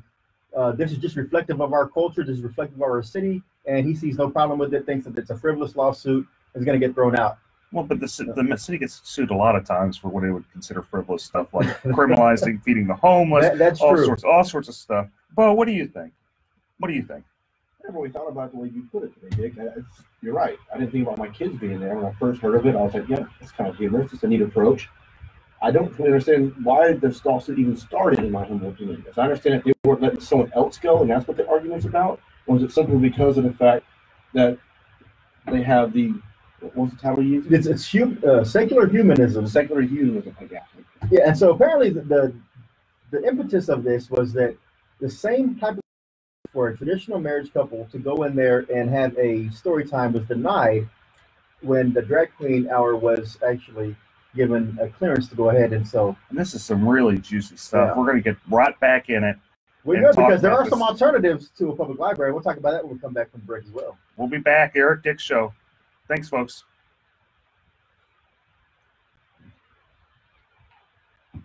Roseanne, exactly. That's what we've been saying. Roseanne, exactly. That's the thing, is that equal time isn't being given to all types of diversity. Since a diverse city, even traditional married couples, if they want to go in there, they're being denied. So that's why the lawsuit was initiated. So it's not really a thing about against drag queen story hour. It's more of a equal application of the City of Houston Library rules. So, but going back to your point on the EMS, yes, it is. I mean, the firefighters do provide emergency medical treatment, and also we got a good group. So they're tied into that somehow. Now, should there be a specific EMT team? Most counties, I think they do have that, but City of Houston firefighters are part of EMT. Very much so. Yeah. First responders. Yeah. So we're doing a lot more than the firefighters. The ambulance people should pay because of that. Yeah. When the city they make money off the ambulance. Because remember, they trained by 2010 or 11, they jumped the ambulance fee. So if you had to actually get a fee to get up there to come service you for a reason, I mean, they went from I think $250 like $500 or $600. And they're never money. Yeah. And if he claims you can't negotiate with quick inventory. That's right. I'll tell you what's kind of effed up the most is now you have like the police officers on one side fighting with the firefighters, and you shouldn't. Guns and hoses have always been at each other. Yeah, but it shouldn't be like this. It shouldn't be at each other's throat. I don't think that they haven't been like this, because there's been plenty of times where I've heard firefighters like they get in trouble and police officers like, you guys are just dumb, just move on, and that type of stuff, which it shouldn't really be happening. But my point is that those organizations have historically got along. They have, but now they're forced to be pit against each other. But here's the thing, man: the firefighters have typically always gone with liberal candidates. So has the police officers. Police officers more of a more conservative scorecard. I'm not saying it's a very conservative scorecard. You're right, but I'm not saying they. Overall, the firefighters and the firefighter union, they did think they're brave. They have entrusted a lot to this have. mayor, to this city council. So They spend a lot of energy. Getting that's why this it's like the sympathy level is not really all there. But so how does the fire department transfer you to the hospital if you need emergency care? They come out there with ambulances. The Houston Fire Department has ambulances. They don't just have fire trucks. They actually have ambulances. And rescue trucks. Yeah, and special. Their own special kind of welfare departments where people are doing high-rise rescues and stuff. Yeah, they don't just put you on a ladder and say, "All right, come on, we're taking you to the hospital." Although that would be entertaining to see and watch. Oh, they spray down with the hose a little bit. You thirsty? I see blood. Listen. Spray it down. It's washed it off. You're good. Oh, man. What's redundant? What part is having a firefighter? The fire department is not needed. Well, who's going to put out the fires? Oh, we definitely need the fire department. Oh. They do multiple things. How do you not need the fire department? I don't get it. I don't get it, Chris. How do you not need the fire department? I don't know. I guess the fire department can only do fires and should not be in the business of medical necessities or medical attention. Then what do you do when you stroke out? You better get Sarah jumping in the car, driving you to the hospital. You stroke it out. Don't call 911. They don't care. Or you go to private industry and private entities for your emergency medical needs. I don't know. But if y'all have any type of suggestion or input on that, 713-212-5950. Dick, when we left off, we were talking about the city of Houston and their libraries. And it's going to be interesting to see how this lawsuit plays out. But if people don't feel comfortable going to the library now, they want to read some books, where can they go today that's having the grand opening? Philip Paul Bryant's bookstore, PPB. Philip blows me away with his level of enterprise. That guy, he has so many different businesses, and they're all fascinating businesses. He has his bookstore that's just opening, and books are just dirt cheap, and it's a great chance. This is kind of like a little hidden gem that you want to support, because you can go get books $2-3 that you normally would pay $5, $6, $10 somewhere else. There's some $20 books. I was there earlier. Again, it's 3314 Lyons Avenue. It's called Phil Paul Books. Great opening today. They have kids' books for $2, over 15,000 books for under $4. And if you want a great opportunity to get some books for real cheap and support the community at the same time, check that place out. Philip does a lot of cool stuff. He does the backpack to Fifth Ward every year, where you have a lot of great family law judges that are up for re-election, like your Sherry Dean, all those folks. Alicia Franklin. There. James Lamborghino. And that's the thing. Voting is taking place right now. If you have not voted, you still have this weekend and as well as next week in the Friday at 7 p.m. to go out and early vote in Harris County. There's rumors there's a lot of irregularities going on this year, and it's more or less people are saying, you know what are you going to do about it? I'm going in. I don't care if I have ID. I don't care if somebody's helping me vote. What are you going to do to stop me? What are they going to do to stop irregular voting and voter fraud? Not look at the party because there's too much corruption. One thing I wanted to talk about, because there's this fast and furious show here, is I saw HRBC's endorsements, and I'm just appalled. This organization, who the chairman is the financial chair of the Harris County Republican Party, it's endorsing Democrats, and not only is it endorsing Democrats, it's kind of a sexist organization. This is a big business organization. They're refusing to endorse Erin Swanson, who's this young gal. She ousted a corrupt incumbent, Teresa Chang, who's just an incompetent judge. And they're so mad at her for doing that. And they're mad that she's a young, attractive woman. They are not endorsing her. And what I find just so appalling is I'm convinced that if she was a man, they would endorse her. But for her her being a female, being a young female. Wow. They aren't endorsing her. They think, this is what I feel, is they think that because she's a woman, she's not capable to be a judge at that age. And it's just wrong. So It's immoral. this is another instance of another conservative, quote unquote, conservative group endorsing Democrats, kind of in line with what Ed Emmett has done before, correct? Well, it's much worse than this, because these are people that are in power in the local Republican Party. And there's a lot of this is just big business, just buying stuff. When they cry about pay for play, and Terry Lowry, who's not pay for play, by the way, they cry about that. Big business does it all the time. They pour hundreds of thousands of dollars. I remember there was a chairman race with the local Republican Party. They spent $500,000. And the person that ran against Mr., their incumbent, spent $5,000. Barely lost that race.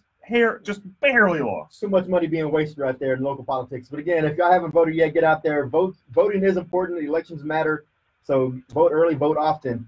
Let's go to our guest. Yeah, today's guest speaker we have today in the studio is Houston local attorney Bo Bowen. Yes, sir. Hi. Thank you all for having me. And so, Bo, interesting background you have. You are former military. Yes, sir. Navy. And then currently you are in the process of training to become an American Ninja Warrior. Which is awesome. You're American Ninja Lawyer. Yeah, and that should be your new marketing gimmick right there. You can pay Dick the residuals on that.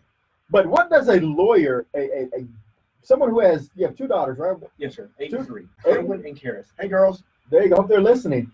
So a full-time dad, full-time attorney. How do you make time, and why would you want to make time to become the next American Ninja Warrior? For me, it's mainly getting the time with my family. Me and my daughters have daughter date nights up there at Iron Sports Gym off of 1916 Cutting Road, which is where all the top ninjas train here in Houston. There's nothing better than having your daughters tied off to you, hanging from the ceiling. You're the one letting them down. You're the belay man. That trust, that bonding, you can't get anywhere else. Hey, so can you do ninja rolls, like true ninja rolls, where you back it up and then just do a backflip, front flip? I can now do a forward roll, not a backflip just yet. I'm still mastering the lache. That's where you take your body and you throw yourself forward and you catch things. I'm still at the very, very basic levels. I'm no Daniel Gill yet. And Daniel Gill's a local legend, right? Yes, sir. He is by far the #1 competitor right now for these Americans in Ninja Warrior. Okay, he trains at the same gym. It's just amazing that you have this family lawyer by day, American Ninja by night. And it's really like awesome. a superhero. It is a superhero. It's a crime fighter. And during the day, he's helping people out, with their will, fights, fight over property, fight over division of the kids, property, everything. So if you're not fighting corruption in the courtroom, you're not fighting against, the people outside of the courtroom, you're probably in your office taking in clients, right? Yes, sir. A lot of client consultation. So what is the biggest thing you're seeing, at least in the family law arena, of other than divorces? Like, what are people facing right now in the community? What's ailing them, and why are they coming to see you? Well, the majority of our comes because unfortunately, the family is broken down. The husband and wife relationship has fallen to the wayside. The number one problem I see is are waiting too long to seek an attorney. They're trying to do it themselves. They're getting the paperwork offline. Then they waste all that time to initiate it. They have to pay us to fix everything, and then the process takes that much longer. And of course, through that period of time, they're fighting more, they're losing more instead of trying to work together. It's best to come in sometimes, rip that Band-Aid off, and then learn how to co-parent. That squabbling in between is what really causes those relationships to fail. And I'm talking about the children. They're the ones that suffer this whole time. It also causes resentment and, people just fighting over all that time. On the flip side, isn't someone having a wedding today? Or that is correct. My baby sister's having her wedding shower today. Her name is Joanna Bowen, soon to be Joanna Sanders. She finally found the man of her dreams. You know who I'm talking to, Marty. You're a lucky man. And I hope they're listening. I love you. Melissa Love you. Yeah, Melissa Smith's getting married too with the board that I'm at. Congratulations, Melissa. So if people wanted to contact your law firm, how would they do that, Bo? The best way to reach us is 713-574-7777. That main line again is 713-574-7777. You can also find us on the web at www.bowen, BOWENLF, as in lawfirm.com. Now, Bo, I always try to throw out questions for our guests, legal questions that are out of the ordinary. Let me kick this one to you. So you have a couple that have been together for about 5 to 7 years, right? But each one is currently married to someone else, but their spouses are somewhere else, right? So over this 5 or 7 years, they've acquired a purchase of a home. They've been living in that home. they break up, but they can't do anything about that, or can they, since they're still technically married to other people? What's the remedy on that? How does someone not get kicked out of the house? How do they fight over the house? Who stays in the house? What do you think, Bo? So make sure we have two people who are married, and then they break up and they get with other people and they buy new property? Yes. Okay, well, unfortunately in Texas, you can't do more than one marriage. It's called bigamy. So you can't have a new marriage until the first one is ended. So if you're then buying property together as a married couple to someone else, that property is still considered community property. So they would have arguably half, and the other side would then have half, meaning their spouse they're currently married to. Because as soon as you buy anything when you're married, again, after the marriage date, whether you leave them, there's no legal separation in Texas. And Chris is taking notes here because actually that those people came to his office yesterday. They called me yesterday. I'm trying to get a good answer for them. But the thing is, and that's the thing is, so now, whether you wanted to or not, if this was a secret affair for 5 or 7 years, are they going to have to now bring in those spouses they were keeping secret to try to finally get rid of this property? Yes, sir, especially their names on it. It's going to make it difficult. I encourage you to get them all together, reach inside a sort of settlement, see what everyone wants. I'm trying to get them to work together. Otherwise, this is going to be in court for me. So, and also, is it a formal marriage or is it a common law marriage?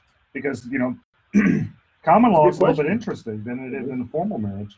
Well, common law or informal marriages, as it's lined out in statute, the number one thing you have to look at is, was there an agreement between the parties? If the parties had an agreement to be married, we're done. They're going to say, you move on. But isn't there a statute of limitations, or is there some type of, after some point in time with the common law marriage, is it not presumed, or is there some type of... No, so you can be together for 100 years, together for 2 years. It really depends on the parties themselves and the totality of the circumstances. But everyone being the agreement amongst the parties to be married. And then they have to also do something to, you know, show the agreement, usually like a ring or something like that. Hold themselves out is another big one. That they file income tax together and hold themselves as married to a government agency. That's a good indication they were married. How they introduce themselves to other parties as well. If they're at the supermarket, hey, this is my wife, Allison. They just held themselves out as being a married couple. If the wife doesn't say anything, you should be assuming they're married, and so will everyone else, including the court. And so if they want to go ahead and wind down that marriage, even though it's considered common law, they still have to go through the formal process of a divorce at that point, right? Correct. Yes, sir. And if they go to the divorce and they go through mediation and they get an MSA, a mediated settlement agreement, yes, sir, is that full and final in the state of Texas? Yes, sir. I went to In re Stephanie's the case. All you want to read with that. It has made mediations powerful. It is irrevocable once it's signed. And in fact, another good Republican judge, Judge Farr, he got overruled on the case Minks versus Minks, where the parties themselves came up to the bench and both of them wanted to revocate or reject the MSA. Court of Appeals said, no, you're stuck with it. Enforce it. Wow. Well, there you are. That's tough. Be careful when you go to mediation, and don't try to back out. Be serious. And if you go through mediation for any type of homeowners claims and it's unsuccessful, or if you go through the appraisal process and it's unsuccessful, or you go through arbitration and it's not binding, well, you can always hire a dick. That's Eric B. Dick, Texas and Houston's homeowners insurance attorney. Eric, how's it going over in the insurance field right now? Any cases coming up? Oh, there's a lot of cases, man. I've represented a whole ton of people from Hurricane Harvey, and what I've been shocked with is the majority of the people I've represented, they've been underpaid. And when I say the majority, like I've represented thousands of people, and it's just sad seeing, you know, how the level of people have been underpaid. Some of them have been underpaid like $10,000, $20,000, $30,000. So I do everything I can to get them paid right. Folks, this has been a good time. I'm going to have to see you next week. They're cutting me off. They're saying no more free advice. Eric, you've given out too much free legal advice. No more. Cut it off. It's because Eric Dick will protect you in the fight against homeowners insurance or any type of insurance company. Make sure you call Eric B. Dick at the Dick Law Firm. Thanks to our guest, Bo Bowen. Thanks, producer Shannon. I'm Chris Carmona. Eric Dick, take us away. Thanks, folks. See you next week. Thank you, producer Shannon. Bye-bye, folks.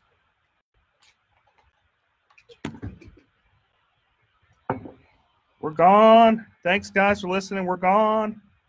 Hope I didn't get in too much trouble. Roseanne, thanks for the great contribution. Hope I didn't get in too much trouble, folks. You have a good one. Thanks for your contribution as well. Shelly Rogers, thank you for your contribution again.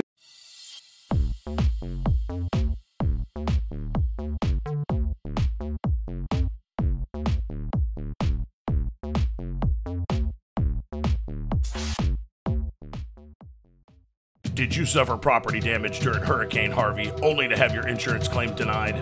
This is Eric Dick. I think it's important that you know your rights. Hurricane Harvey may have been the most costly storm in history, and if your insurance company did you wrong because they didn't pay for your claim, well, you have the right to hire an attorney and sue them. You have the right to call me for a free consultation at 833-3HARVEY, 833-3HARVEY. Don't let your insurance company take advantage of you.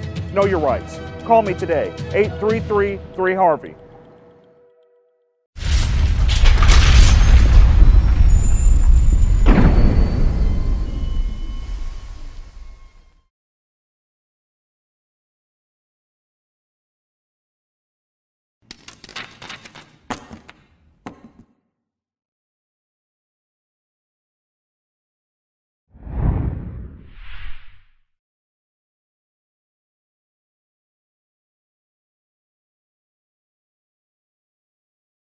Have you suffered property damage and had your insurance claim denied? Hurricane Harvey may be the most costly storm in history, and if your home was damaged and your insurance company did you wrong, well, this is America. We have rights. You have the right to hire an attorney and sue them. You have the right to call me for a free consultation at 833-3HARVEY. That's 833-3HARVEY. Don't let your insurance company take advantage of you. There's always hope. Call me today at 833-3HARVEY. Feeding rocks. It should not be a crime to feed the homeless. Feeding rocks. A good Samaritan shouldn't be punished for acts of kindness. Feeding rocks. Because it's more of a crime to turn your back on a starving person. Feeding rocks. You shouldn't go to jail for sharing food. Feeding rocks. You can't in good conscience let a hungry person starve. Feeding rocks. Help us legalize charity. Go online and sign the petition. www.feeding.rocks. Feeding rocks. Property damage from Hurricane Harvey is devastating. That pain has been made worse by your insurance company underpaying or outright denying your claim, sometimes without even inspecting your home. I'm attorney Eric Dick, and it's my job to make insurance companies accountable. If you feel you've been taken advantage of by a greedy insurance company, call me today at 833-3HARVEY, 833-3HARVEY. That's 833-3HARVEY. Call me right now.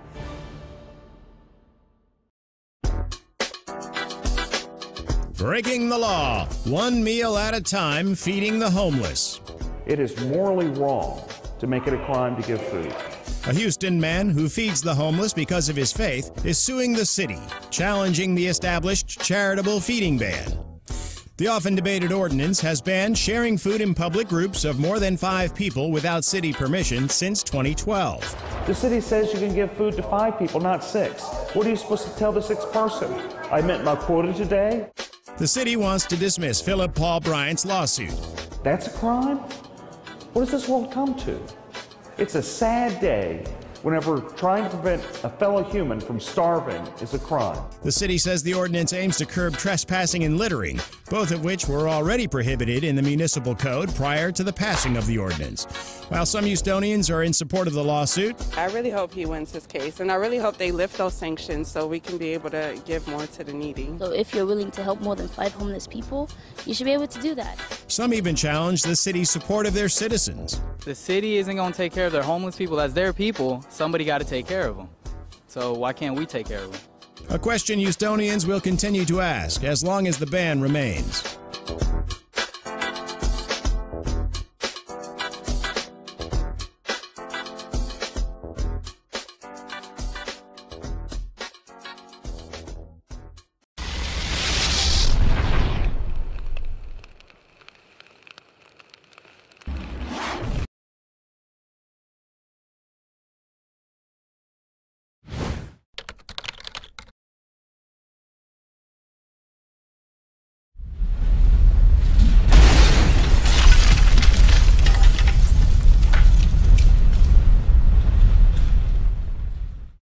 Feeding rocks.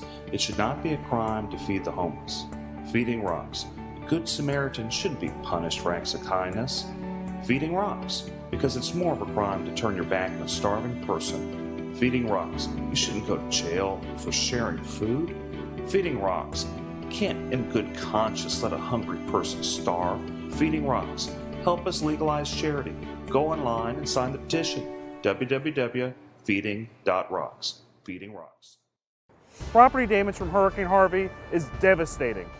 that pain has been made worse by your insurance company underpaying or outright denying your claim, sometimes without even inspecting your home. I'm attorney Eric Dick, and it's my job to make insurance companies accountable. If you feel you've been taken advantage of by a greedy insurance company, call me today at 833-3HARVEY, 833-3HARVEY. That's 833-3HARVEY. Call me right now.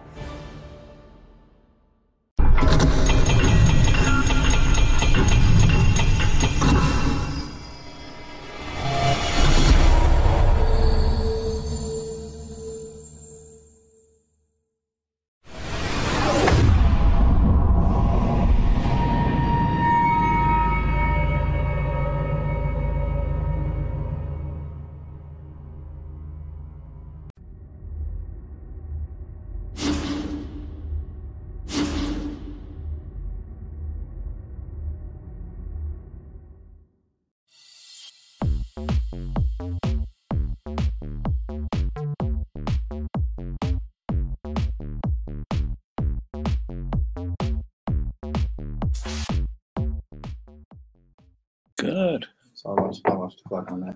Good, good, good. I think most of the stuff's going. So I missed a little bit more, but hey, everybody. You guys got any comments? Just mention on Facebook. About to go on air. So we'll couple go live minutes. on 106. At 106, 6 after the hour, they'll play the intro. Cool. 6 after the hour. Okay, cool.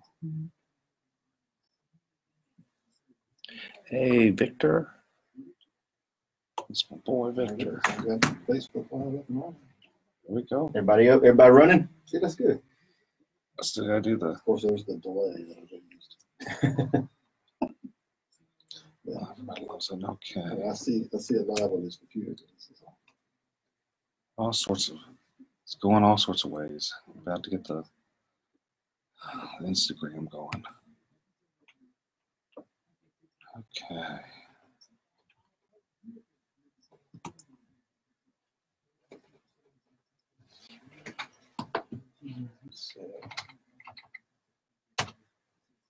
I was never going to remember. Instagram was getting confused.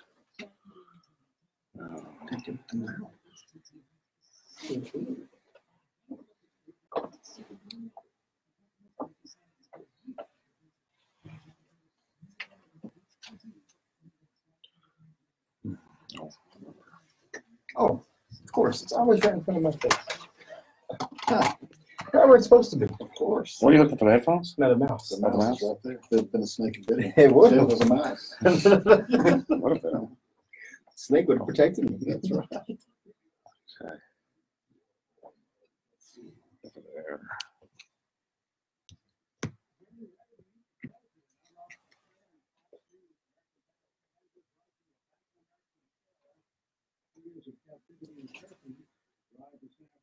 All right.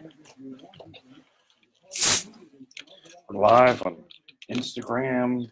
Well, actually, it's becoming live on Instagram, Twitter, Periscope, Twitch, Facebook. Twitch, that's the one, man. Twitch. I've never heard of that. That's Michelle Malkin's thing. She's the one who started that.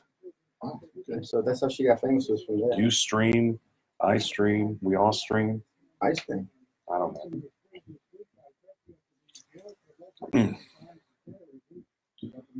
Okay.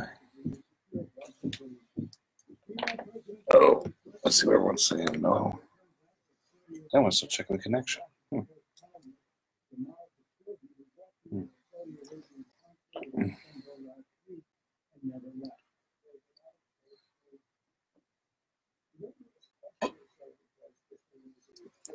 Oh, good. I'm live. Live on Instagram. All sorts of live. My other one was fine. The one I used just for. Yeah. It's a live stream brought to you by Topo Chico. That's right, Topo Chico. I don't know. That's what I posted for my son, my youngest son's soccer game. The last time he played, he was drinking Gatorade. So this shot brought to you by Gatorade. And then this morning he was eating a donut after this. So this one's brought to you by Ship Day. So whatever. Somebody's got some good donuts. So that's the thing. After a nice long soccer game, that's what you need is to sugar up on a good box of donuts. Sugary Reese. Oh, man. So you got us on Instagram, right? I'm gramming it. Got the gram kicking.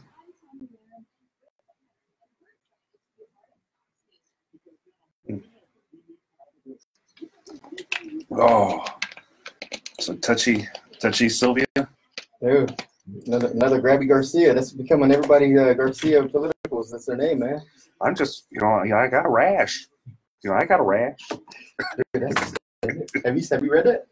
Have you read the? I read it. It was like 3-page affidavit or whatever it was. Yeah. But the first page was bad enough. And it's just on and on and on. That's not good.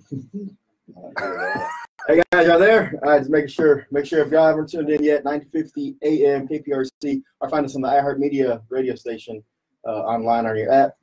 Or you just tune in on Facebook and ask us questions. If you want to call in, the number 713-212-5950. Myself, Eric Dick. Eric. What's up? And Ray J. Black Jr. So it's going to be a fun day. Lots to talk about. Juicy topics. Juicy topics. As always, if you haven't get your nutrition in for the day, make sure you check out Bragg's organic apple cider vinegar drink. Apple cider vinegar and the honey. This one's I'll tell you, I tried this other one called Vitec earlier this week. It was okay, but this one, I'll tell you, man, it's good stuff. Get your daily dose of apple cider vinegar, especially if you're on the keto. Really accelerates your program. They sponsoring the show? Oh, but they helping, man. That stuff's good. They need to be sponsoring the show. But if you like the non-apple cider vinegar, then Topo Chico. There you go. Natural mineral water, straight from the lands of the South. Let me tell you this, and as always, regular drink water does the trick too. But just got done with softball practice. I'm a little hot, so we got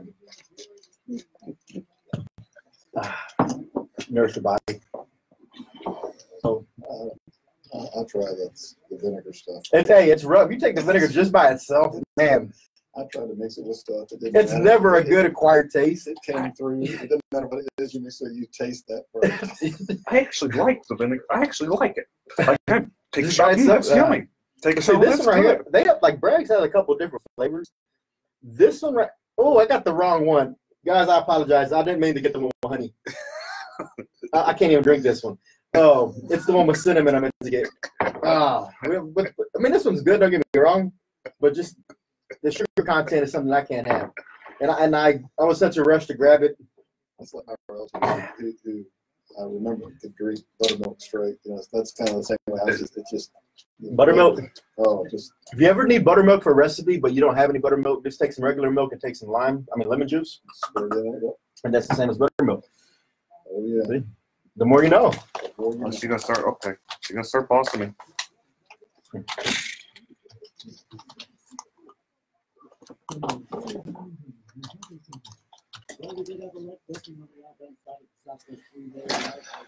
Oh.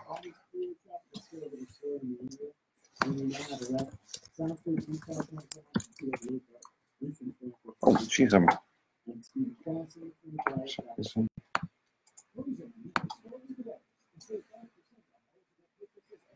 Well, I logged in as KPRC, but okay. Fair enough. I don't know if I have Instagram on this other phone.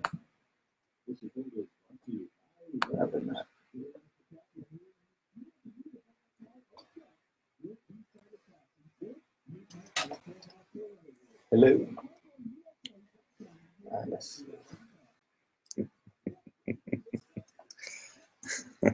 All right, get ready. Here we go. Oh no. Oh no.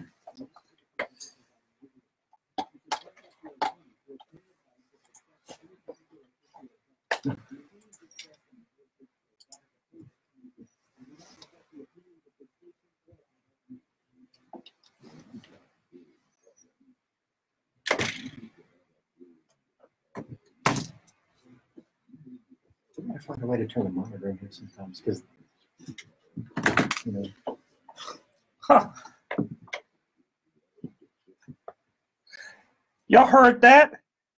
You hear that? Yeah, y'all heard that? Y'all need to contact your lawyer before you're listening to this show. It's so spicy. We got so much juice going on today. You better just pull over, call your lawyer right now, and ask him. There's a lot of people that probably should have called the lawyer before having any other discussions with other people. But, man, welcome to the Eric Dick Show. Man, good to be back on a Saturday afternoon, 1 o'clock. It's Eric B. Dick, the homeowner's insurance lawyer, joined today along with myself, Chris Carmona, and our special guest, Ray J. Black Jr. Oh, boy. And we just got a great, juicy show. Let's just go right at it. What is it? Hurricane Michael hit, and oh, boy, did it just wipe out Florida. Florida's gone. Man, that is one of the worst hurricanes we've seen here in Florida in a while. But, you know, Houston, we kind of have that, well, what about us type of feeling. And as bad as it was for Florida, we always remind ourselves about Harvey last year. But that's a good reminder that, you know, so many other states and people from around the country, they came through. They picked up the slack and helped where Houstonians needed it, where Texans needed it. So if we have the ability, you know, we got to make sure we pull together and help out Floridians as well. You're right, man. The worst thing that could happen, you know, you spend a few $1 million on a house, and those houses down Pensacola, they're just beautiful.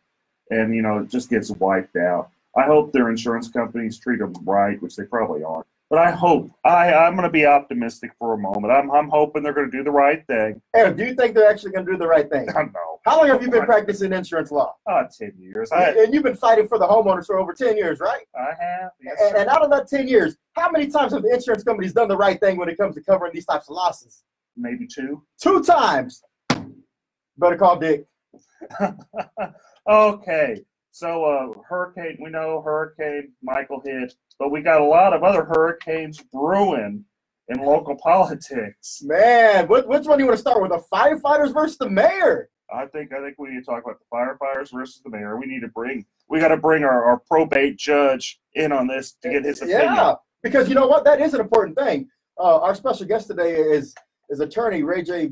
Black Jr. He's also running for probate judge in court number 2, I believe. That's correct. In Harris County. Now, how important is the probate court system in Harris County? Well, the probate courts, technically a court of last resort, if you will. I mean, that's the last place everybody goes, right? and when people do pass away and they have some types of defined benefit plan, such as a pension, we see with the firefighters, yeah, that can sometimes be litigated in the probate courts, correct? Absolutely. Anything that's related to an estate of a firefighter passed away, that's something that absolutely would be litigated potentially in probate court. Right. I mean, so with this, you know, the importance of the probate courts, the importance of firefighters, Eric, give us a rundown, man. What's going on with the fight between the mayor and the firefighters? Oh, Sly Turner? Sly. He's a sly man, isn't well, he wants to have his cake and eat it too. I mean, he's what the firefighters, what my people say, they call him Turncoat Turner. He begged them, oh, please, guys, you guys need to support me because that old bad Bill King, he's going to take it all from you. He's gonna, really throw you right under the bus. And lo and behold, the first chance old Sly got, he just threw those poor firefighters under the bus.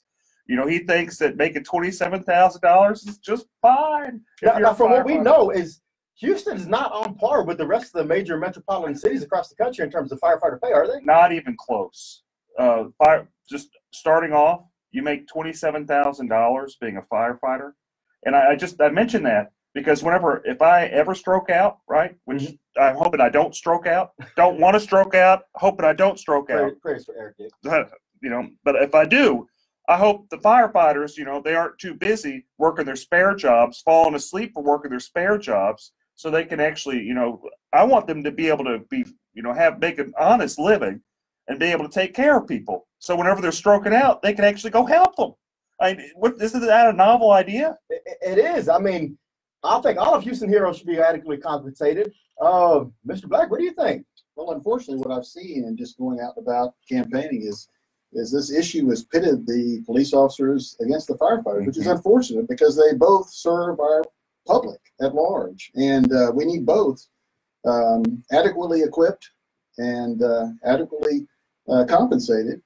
And so it's unfortunate that you've got this issue. And I've seen statistics like you've mentioned, Chris, where our firefighters don't compare well with other metropolitan areas. And I don't know what the answer is, but it's unfortunate that it's turned out the way it is, where the two groups are at each other and on an issue that you would think would be something everybody could come together on.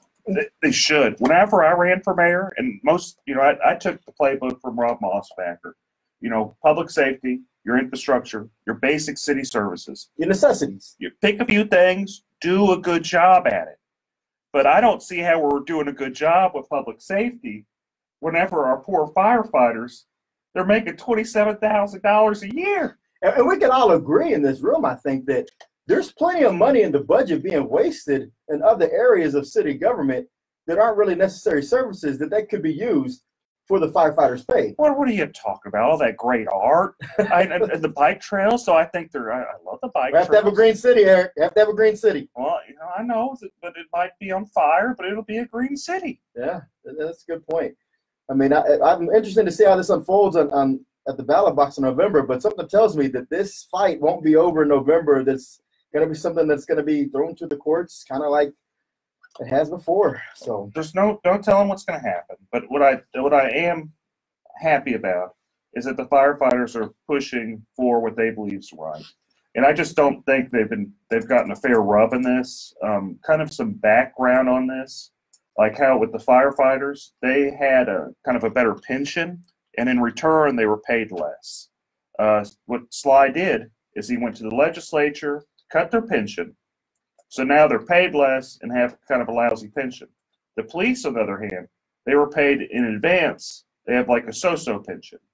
So, really what's happening is the city's, it's overspending and it's trying to basically steal firefighters' money out of it. And they're kind of trying to have their cake and eat it too. And it's morally wrong. I don't see where it's not right. And so if we have any firefighters out there, anybody who supports this or is against this Prop B initiative, give us a call. Let us hear what you think. 713-212-5950.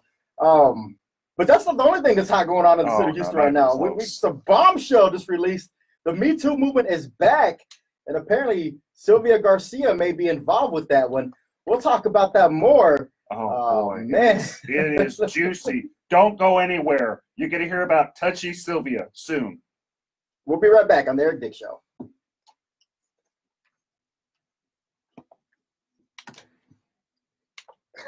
You like that, Touchy Sylvia?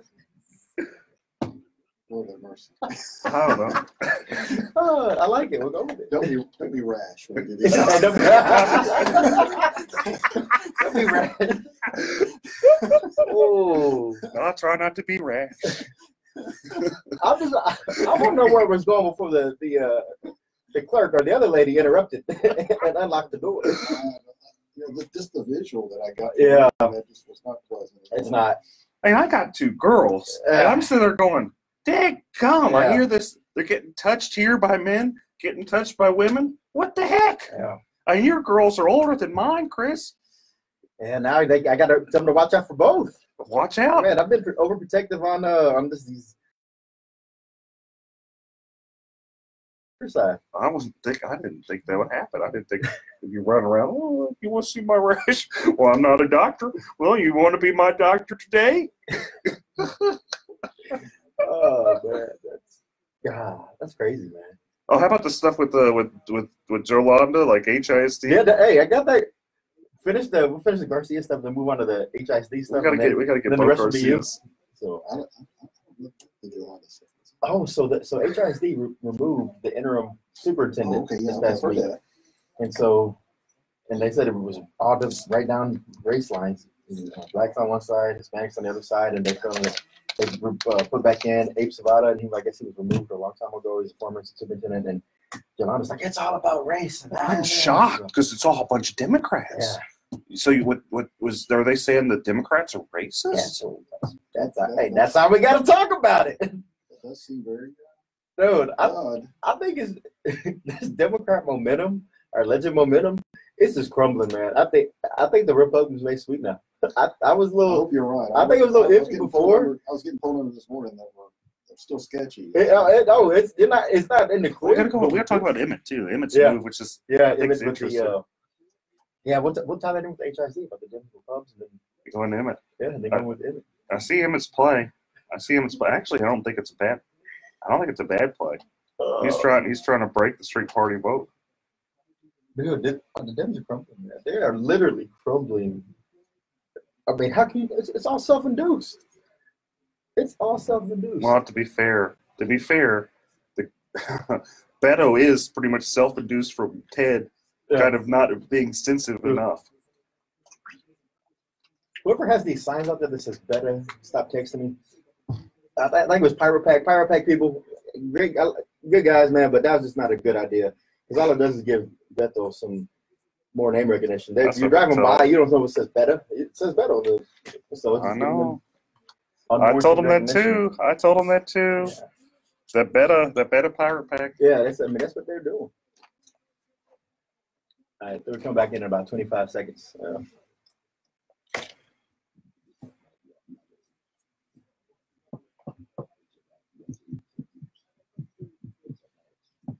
Yes, Roseanne, you know what I'm talking about.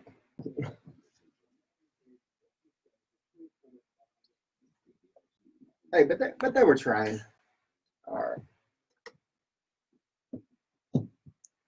Did you pull over? Did you talk to your lawyer? Can you tune in now? Is it okay? You guys clear it? Because I'm telling you, it's about to get really, really juicy. If you haven't got legal counsel before, now's the time. And man, all right, so before we left off, man, this Sylvia Garcia thing, it's fire. So apparently, everybody was up in arms about these allegations from years ago with the Supreme Court nomination process. Well, now Sylvia Garcia has these same allegations from 20 years ago with a female staffer of hers. Don't be rash, Chris. Don't be rash. What are you talking about? I have no idea what you're talking about touchy Sylvia. I mean, there's always been some allegations about, the other Garcia running in precinct 2, calling him Grabby Garcia, but now it's like everybody's last name Garcia running for office seems to have this problem, or alleged problem. I mean, what's going on over there? What's going on with the Democrats on the east end of Harris County? So what happened there? Wasn't it just some female staffer and what Sylvia's like, well, I got a rash. You want to see this rash? Yeah, pulls off her pants, runs around with her panties, rubbing it on her. Yeah, from what I read in this affidavit or the portion I got, I mean, it's pretty gruesome or pretty detailed in terms of Sylvia wanted her lead clerk to examine her as if she was a doctor and made her feel very uncomfortable. Mr. Black, in this age of Me Too, does that bode well for voter confidence in the Senate District 29 going forward in November? Congressional District 29, sorry. I would think not. I mean, with this Kavanaugh stuff in such recent times, and the new standard that's apparently out there with how we deal with accusations, I can't imagine this being a good thing for Sylvia Garcia or anybody else that's facing such interesting allegations. So does she need to step down or resign, because that was the Democrats' main thing against Brett Kavanaugh? He can't be a public official, he can't be anything on the Supreme Court because he has these allegations. So do we now hold that standard for Sylvia Garcia? I wish, but it's probably just like with Sheila Jackson Lee. Her constituents just don't care. If she wants to go around touching some girls, well, that's just touchy Sylvia. That's what she does. And that's, unfortunately, you have another person, you have Congresswomen, Sheila Jackson Lee. She does all sorts of crazy stuff, and she gets voted in every time. Yeah. So you're also going to have her counterpart, touchy Sylvia Garcia, run around chasing women. Well, Philip Aronoff, who's running against her in this November, he's going to have an uphill battle on this, but at least that's something he may want to use as an arsenal when he's talking to voters that, hey, I don't have any allegations of people, touching people inappropriately. And so if that's something that really moves the Democrats, maybe that's something he needs to focus on. What Philip should at least say is, whenever you are going around her, just don't take your girls, don't take your kids. and that's a valid concern. I mean, I know we talk about it loosely, but I mean, that's a valid concern because these allegations in the affidavit says it wasn't the first time, and there were multiple other occurrences and instances. So the Dems are going to have a problem with that going forward. What else is interesting about Sylvia Garcia's race is that it's set up where a potential Republican could could take that spot next year and during the special election. So Sylvia Garcia is just she's ran for office so many times it makes everyone in this room just look bad, and because we have not been nearly as active in running and losing elected offices as Sylvia Garcia has. Yeah. County commissioner, with state City senate, council for a while. city council, and now U.S. Senate. No, not U.S. Senate, U.S. House. Thank the Lord she's not running for U.S. Not Senate. yet, not yet. Give her a minute. I mean, that's just one, internal debate, internal conflict they're going to have. The Dems are going to have this November. Another one that's unfolding in front of our eyes. We've seen this week is HISD, Houston Independent School District. Eric, what's going on over there? What I always find amazing is the level of just problems with HISD. When I say problems, you've got the former president who got convicted of criminal acts, stealing money, embezzling money. You've got them basically losing $20 million. I don't know how you lose $20 million. I don't know how you lose $1 million. I'm trying to find a way to find $20 million. But for some reason, they're really good at losing money. But now, apparently, this is the most Democrat HISD we've ever had. Every single person there is a Democrat. I don't even know if there's a man there. I think it's all female Democrats. Well, Sergio Lira just got elected to replace Manny Rodriguez in that special election last year. So you do have him on there. So you have one man. I think that everyone else is a woman. And you have what you have going Lunsford's on there, right? No, Lunsford's not on there. Lunsford was there. Okay, that's right. Lunsford's out. It's all Democrat women, save and except that one guy. That's true. And you have basically allegations and a movement that there's a lot of racism happening from the trustees. So my question is, because, Republicans always get bummed with, you're racist this, you're racist that. Well, hot dog, they're actually literally saying racism, and it's going on in HIC. It's all Democrats. Yeah, we just got confirmation. There's only one man on the HIC board at this time. And you bring up a good point, though. So from what I understand, the argument was this week is HISD is 70% Hispanic in terms of student population. And apparently there was conflict in terms of the allegations at least from Jolanda Jones, was that the non-black board members said they wanted better representation from the superintendent that reflected the body of the students. And so there was a vote to remove the interim superintendent. Wasn't a permanent, but an interim superintendent, because we're still trying to find a replacement from Carranza when he left up to New York. And so Grenita Lathan was a black female, and they removed her as the interim and put her back into a regular position. And they're saying if the vote was straight down, the black board members on one side, non-black board members on the other side. Is there race division going on at HISD? And with the Democrat HISD board, does that help or hurt Republicans or Democrats in this November election? I think it just hurts. It hurts students. Those are the people that have been completely taken advantage of the whole way through. What do you think, Ray? Well, the issues clearly impede what the board is there to do, which is govern for the sake of the students. And this HISD has had a history of poor governance because of issues like this that take apparently precedence over what they're elected to do. And I think it sounds like, regardless of the makeup of the board politically, it sounds like if you view every problem as a nail, every solution is the hammer, and that's what they do, regardless of who's there. And the students, as Eric said, are the ones that lose out. Yeah, and that brings me to a point, because there's always been some underlings and some undertones of we need to get rid of the Harris County Department of Education because it serves no purpose. Doesn't?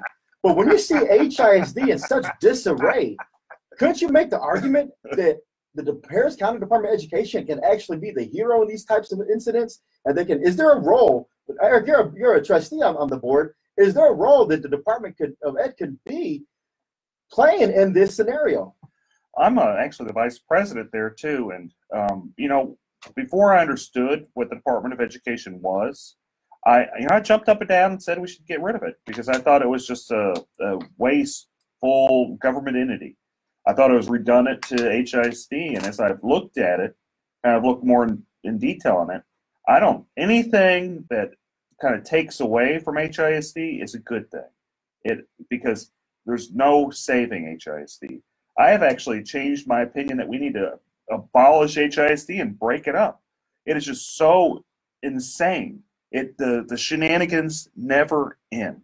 For the last like 6 years I've been paying attention to HISD. It's just problem after problem after problem. So I think the best role like a Department of Education could have is, go back to its original purpose.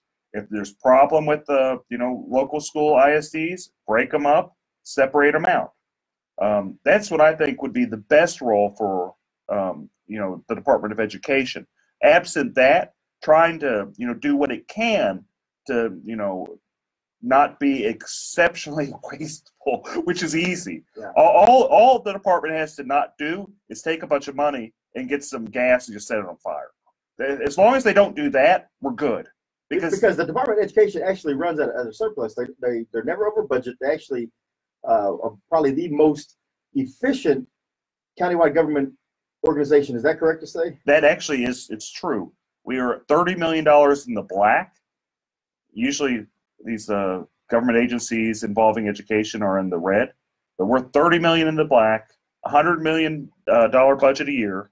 We do a decent job. I'm not going to give it an A. I'd give it like a B minus, C plus. It has room for improvement, but what it's not doing is taking money and just throwing it away like HISD. Yeah, and that's the problem with HISD, man. Is just watching that this week and seeing how, again, that racial divide, how these students are going to be the ones affected.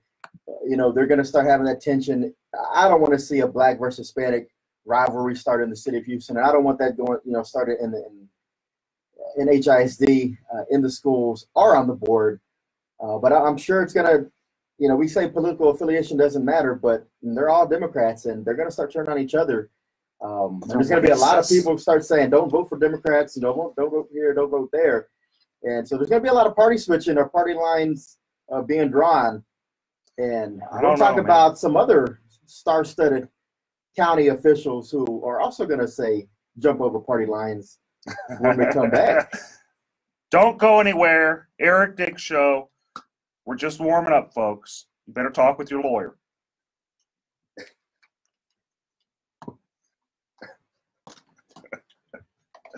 Don't be right. I had to do it. Hey, we're pretty creative to be able to weave all this in and out and make it all relevant. I actually, I thought, listening to it, it's listenable. It's not I'm glad that we're more positive, or at least humorful. Yeah, we're not bashing, bash like some people are always on. It's exhaustive. All right, so we'll come back on around 33. Yeah. Am I doing okay? Oh, you're doing great. You're doing great. Your time to shine after Emmett. I have no idea. Just talk about. We just go over the basics about what's a good judge, what's a bad judge. Yeah, ex-party communication, bad. Yeah. We've had some of that happen recently over in Brazoria County. There's certain let's just go to the basic things you're supposed to do is be a judge. You're just supposed to be fair, listen to everybody. And this is one of the most sensitive times of their life. Well, actually, not in their life, but in the beneficiaries' lives.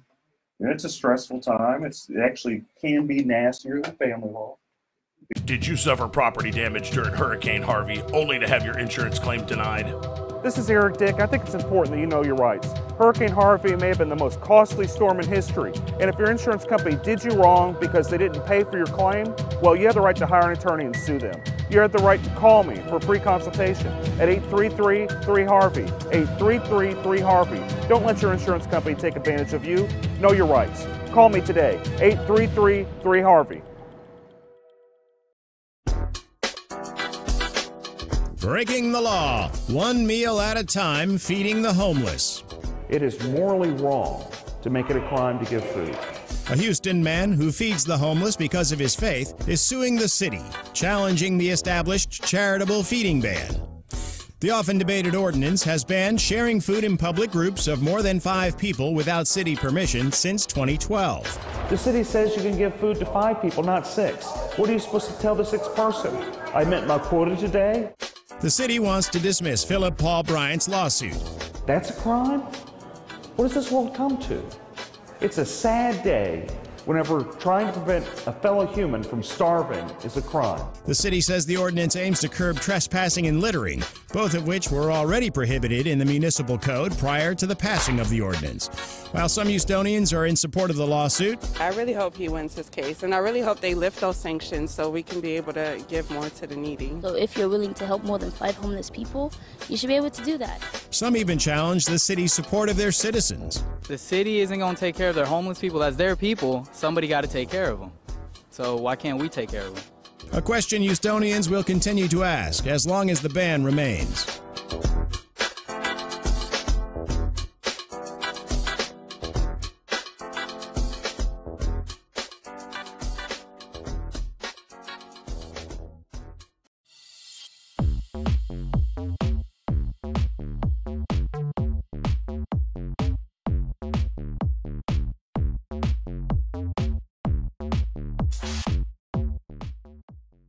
Because people get weird around money. There's a whole lot. Yeah, probably. I mean, that's like law. You're fighting with your money. But you're fighting with somebody else's money. Yeah, and it's probate's the dirtiest of all of them. They really are. It is the dirtiest of all. It's some. If I wasn't doing insurance law, probate law is pretty dang entertaining. Yeah. It's pretty you see some stuff there. You got the one with the Anna Nicole Smith one was the classic. That was in the court I'm running. And then he hopped on that somehow with the family was the grandmother, right? Anna Nicole's grandmother, or who was it? Oh no, who was it? Give me a second. You somehow got involved in that. I did get involved in that. It was a defamation suit against. Roseanne, to answer your question, it was allegations. So the allegations are out there. I don't know. It was a defamation suit. Whether or not it happened or not, but it's allegations. They were suing my gal. So I don't. You know what? I don't. This was 10 years ago. Yeah. It's amazing it's been that long. 713-212-5950. Juicy stuff. Somebody wants to call in. So. It does. Yeah, it does. The time flies. Anybody on the phone line? Nobody? I don't know. What's wrong with that? It's football season. It is football season. Hey, Irma. Got a lot of people watching that. Nah, I think Carmona is done. Now he's just there for entertainment purposes. But yeah, if y'all want to call in, just to talk about a lot of things going on. 713-212-5950. Hey, Berg. Berg, are you going to call in? You should call in and say you have some questions for us. Just make up something, right? And also, since we're always looking for more people to add on to the allegation story, if you've been affected by the state senator in District 6, Silvio Garcia, please let us know. We'd love to have the exclusive on this going forward. Yeah, Touchy Garcia. Because if Touchy Garcia's touched one, there may be more out there. And probably did touch more. She tried to show you her rash. Took off her pants. About it. Don't be. But, yeah, so if anybody else knows anything, let us know. Give us the exclusive. Let us break the news.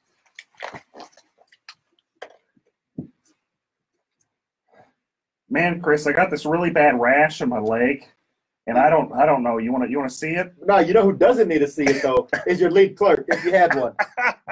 Okay, guys, we're back. All right. Oh boy. So what happened this week was just giant with Ed Emmett. Old hunker down. He said that. Well, one, he got the Chronicles endorsement. He got the Chronicles endorsement. I was shocked. He was excited. Oh, I was shocked. Who would have thought that the Chronicle would endorse old hunker down? Doesn't he live over at the Astrodome? Isn't that where he lives now? I think he has a personal suite being built underneath. So when we have the next hurricane, he can hunker down in his personal private villa. I mean, he loves that Astrodome. So anyway, who doesn't he love? Oh, he doesn't love Lieutenant Dan. He doesn't love Dan Patrick, apparently. Man, in a bombshell announcement this week, Ed Emmett, the Harris County judge, has publicly stated he didn't just say he was not going to vote for the Republican nominee for lieutenant governor. He went out and made sure he stated, I am going to vote for the Democrat, Mike Collier. That's huge. How does that affect Republicans down ballot? As someone who's on the ballot in November, Ray J. Black Jr., how does that affect you and the rest of your brethren running for judge this November that the county judge has come out and said, break up the ticket and cross party lines? Well, since this is the last year we're going to have straight party voting here in Harris County, it's important, I think, at least for Republican judges, that we get as many straight party voters as we can. I know that Judge Emmett does great work for the county, always has, and is very popular, but he's also not one to shy away from supporting Democrats and Republicans both. So I guess it remains to be seen whether those comments and the Chronicle's endorsement are going to have any adverse effect on the Republicans, but I certainly hope it doesn't. Do you remember Lloyd Oliver? I do remember Lloyd Oliver. You remember what Lloyd Oliver said that got him kicked off the ballot? He was supporting the Republican nominee. Yeah, he was. So my question is, Lloyd Oliver, Democrat for DA, he said, I think he said basically he was going to support. I don't even think he said he was going to vote for. He just said he'd prefer like some type of Republican over Democrat. And lo and behold, the Democrats are so outraged by Lloyd Oliver. The Tea Party Democrat, as he called himself. They were so upset about that Tea Party Democrat, they kicked him off the ballot. Will that happen here? Well, I think it's too late there because that was in the primary situations. I don't think they're going to kick him off the ballot, but I understand Emmett's position because he's a very strong candidate countywide. And he doesn't really necessarily need every single Democrat to win or every single Republican to win because he does have enough crossover appeal. But was it necessary in this instance to take that last jab? Because everybody's saying this is Emmett's last tenure or last term once he wins. Was it necessary or was that just a potting shot to go as he leaves his last election? So if you're looking at it strategically, it could be necessary because you have like this overtone of Beto and him pushing for Harris County and likely to win Harris County. The question should become, how much does Beto win Harris County by? Does he win it by 10, 15% like Hillary did 2 years ago? Or does he just barely win it or even hypothetically lose it like with like Ted Cruz, his election 6 years ago, where Ted Cruz just squeaked Harris County? He did. And that's the thing. With the county so competitive, I'm shocked. I am truly shocked that the Harris County Republican Party chairman would not have that discussion with Ed Emmett prior to making such a bold statement. But am I shocked that he didn't? I'm probably lying if I say I'm shocked. Well, let's kind of go into that. Just a minute. This is a good thing to kind of. I'll let y'all talk about that one. Let me veer off just for a minute on this because you got, if I remember right, the financial chair of the Republican Party, who also is very influential in an organization, and that organization endorses Democrats. So you have that kind of tying on. The HRBC, who endorsed Democrats over Republicans, though it did primarily endorse Republicans, it's an alleged Republican organization that does support Democrats. To deny that is to be dishonest. And you have someone with such close alliance to the Republican Party. That brings me some pause. It also brings me some pause that the consultant for the local Republican Party is tied in with Strauss and just an excruciating moderate. All this tied together with, guess who was on air saying vote for Paul Simpson? It was Ed Emmett. No. So. No. I don't know. Don't say it ain't so. Oh, so you see all this stuff going on, all this, loosey-goosey Republican, winking, playing footsies with Democrats. You wonder, is this like an inside job to sabotage in some certain races? I don't know. I hope it's not. I'm going to be positive about it. But dadgum, there's a lot there. And that's the thing. The party has given full resources to Ed Emmett and the likes of like Sarah Davis, who's very in a competitive district herself. And there's always that preach about big tent. But when you take a shot at an ultra-right conservative like Dan Patrick, is the Harris County Republican Party truly a big tent party now? Or is it just saying if you're not moderate, probably don't have a spot here for you? Yeah. Well, I don't know. I mean, those are questions that are probably going to be answered soon enough. Big tent when it's convenient for the party. Whenever you're paying to play, it's big tent. Yeah. So let's kind of maybe turn the page. Well, now we have the election coming up. That's true. And, today's special guest is a longtime practicing lawyer, great mind, great scholar, good friend of mine, and also a stout judicious mind. That is Mr. Ray J. Black Jr. Welcome to the Eric Dick Show. Thank you, Chris. Thank you, Eric. And so you are running for, like I said earlier, the Harris County Probate Court number 2. And that's a very special court in Harris County because there's 4 of them, because the legislator has specifically drawn out in certain jurisdictions, you have a specific probate court instead of just going to a regular district court or a county court, correct?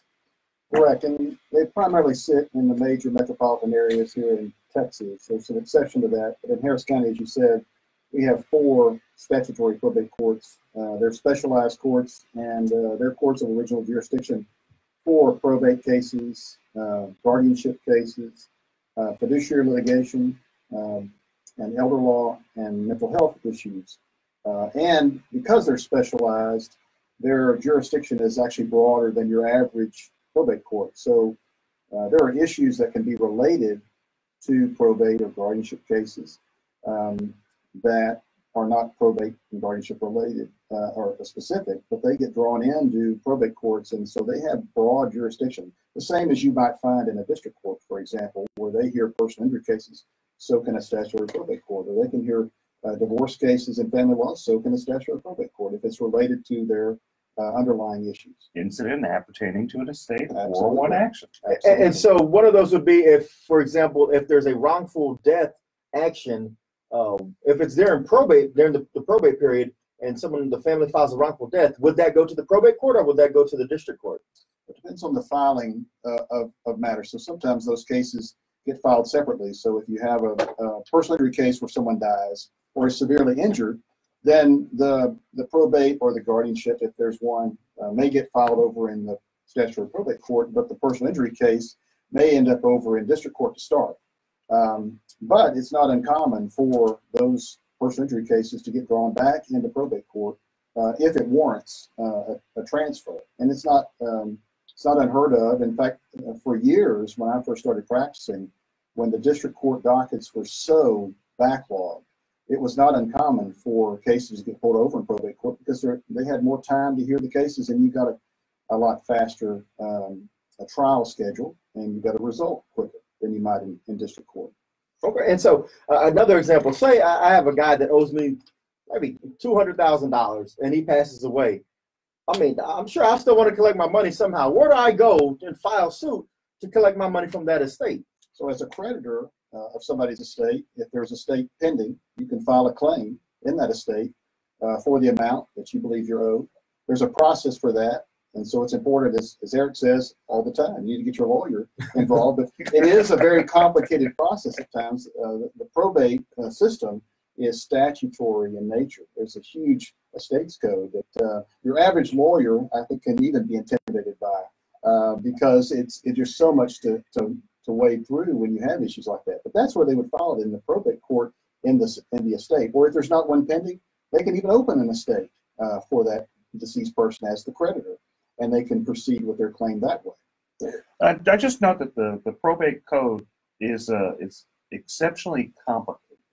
And I think complicate's the best way to explain it, because you have some parts of the law that say one thing, and then lo and behold, you got other parts of the law that say something completely different.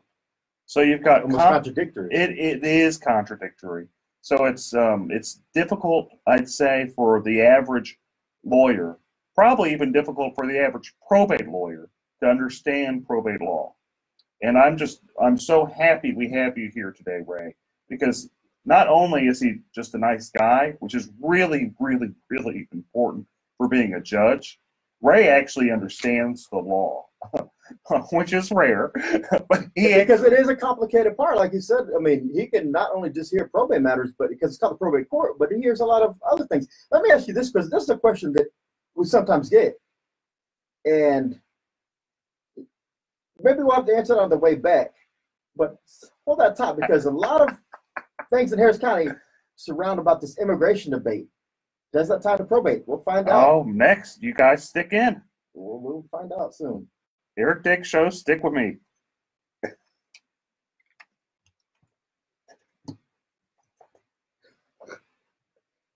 So what is the question? Oh, yeah. Okay, so when schools, so you have school districts, and you have families who, they have kids that are over here, but not necessarily the parents, but they have relatives that live here, and so the kids want to stay with the relatives and go to a school here. School sometimes says, okay, we need somebody that says they're the guardians. Does that, do you need an actual guardianship? Or do you just have to have a power of attorney over the body, or the person, not the estate? Gotcha. No, the answer. With the parents back in whatever country, does it go? That's so. Because I get that question a lot. We got a phone call from Buck Humble. He wants to talk about touchy Adrian Garcia. Yeah. Grabby Garcia. Grabby Garcia. Oh. Okay, so we have a call that he wants to talk about Adrian Garcia, and his name is Buck Buchanan. Bug Buchanan, we know Bug Buchanan. I'll talk about Grabby I Garcia. figured you must. Buck has, I have a picture of Buck taking my son. The name of the show is The Eric Dick Show. It's on KPRC AM 950 right there. So, and then Eric, right here. So yeah, if you go on to 950 AM in your radio or go on the iHeartMedia app, look for it. You'll see it. We're on live right now. Man, why don't y'all tell me my hair was already discombobulated? Y'all gotta look out for me. Y'all are looking out for me today. I have a face for radio. I got a face. Today truly is the face for radio. The number is 713-212-5950. So if y'all want to call in again, 713-212-5950. Grabby Garcia. Touchy Sylvia. Grabby Garcia. You just don't go. You go into you go to precinct 2. Unless you go to the East End. Unless Mormon's around watching you, you're gonna get touched. Thank God you got a Mormon right there. I'm trying to get them off you. Fighting Jack, just fighting them to fighting away the molesters. My hair? Come on. Nah, it's usually nice and, some little fluff in there. Now I think it's gonna put that water out in the headphones. Leave me alone. The softball practice for Post practice. Yeah, you know what it is? It's because normally my whole body hydrates from these drinks, but I grabbed the wrong one today. I got the honey instead of the cinnamon. Yeah. The honey helps the curls lay down flat. Oh.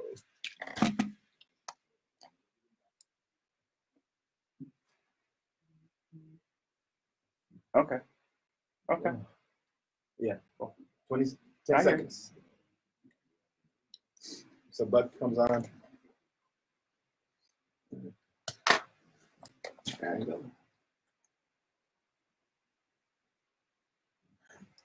All right, folks, we're back for the final segment of the Eric Dick Show, and I hear someone's calling, want to talk about Grabby Garcia. You better watch out if you're in the East End. You better watch out. You got 2 elected officials that got some slippery hands. Gonna touch you. You there, Buck? Hey, man, what's going on? Welcome to the Eric Dick Show.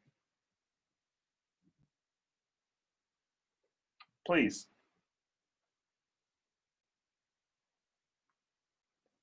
I don't know how he won in the first place, but then after he was elected sheriff, midterm, he quit to run for mayor. Adrian Garcia was an HPD officer, city councilman, then he ran for sheriff, and he wasn't running for the people, he was running for himself. And then he ran for congressman and lost. Well, he ran for mayor and then lost, and then he ran for Congress. Now he's running against Commissioner Mormon. Mm-hmm. And I don't live in Commissioner Mormon's district, but how does Adrian Garcia get elected like that when he stays nowhere? Do y'all have any answer for that? The sheeple. So the people on the East End, they know Adrian Garcia, but he always gets elected. And I was just wondering if Republicans would be helping Adrian get in there. There are a sliver of Republicans that do support him. People like Jacob Motti, which I kind of wonder why he feels the need to support Adrian Garcia. But, you know, on the other hand, you have fighting Jack Mormon, who he has a lot of bipartisan support. Jack he's a good guy. He's the real deal. He really is just a people's person. It's kind of shocked me whenever I first met him and how so there's a tie in here. You got Touchy Sylvia, who got arrogant being a county commissioner. She had $2 million in the bank and just did nothing, figured that she was gonna be a county commissioner, get all of her secretaries to sit in her lap. It was gonna be a good time. But, while she was too busy, I guess, doing what she was doing, fighting Jack Mormon got in there and he won. He won by just doing the basic things, going door to door, letting everybody know that it was time for a change. He's going to do a good job. And the guy has. He really has done a good job. I don't see him losing Precinct 2. I just don't see it. He has run such a tight campaign. He's been everywhere. If you're in Precinct 2, you're going to walk around. You're just going to see him just driving by. That guy is everywhere in Precinct 2. And if there's just like a bike show, you're going to see him there. He's everywhere. And so, but to answer your question, I mean, Adrian, got elected in, I think it was 2008, first as sheriff. It was against Tommy Thomas. Against Tommy Thomas, and you got to keep in mind at that time there was some internal issues going on with the Thomas campaign and the administration, and so that's how Adrian was able to get the confidence of the county people. But thanks for the call, Buck. Let's move on to Jim. You there, Jim? Hey, Jim. Did we lose Jim? I don't know. You there, Jim? Yes, sir. What's going down? Welcome to the Eric Dick Show. I love y'all's and I continuously support. And I just had a quick question in regards to the law career. Chris Carmona is actually a Facebook friend, and I heard about it through his promotions on his Facebook Live right now. So what's up, Chris? Thank you. What's going on, Jim? Hey, man, I'm on 1L year at Texas Southern University, Thurgood Marshall School of Law, and I just wanted to ask some advice in regards to pursuing my career as an attorney.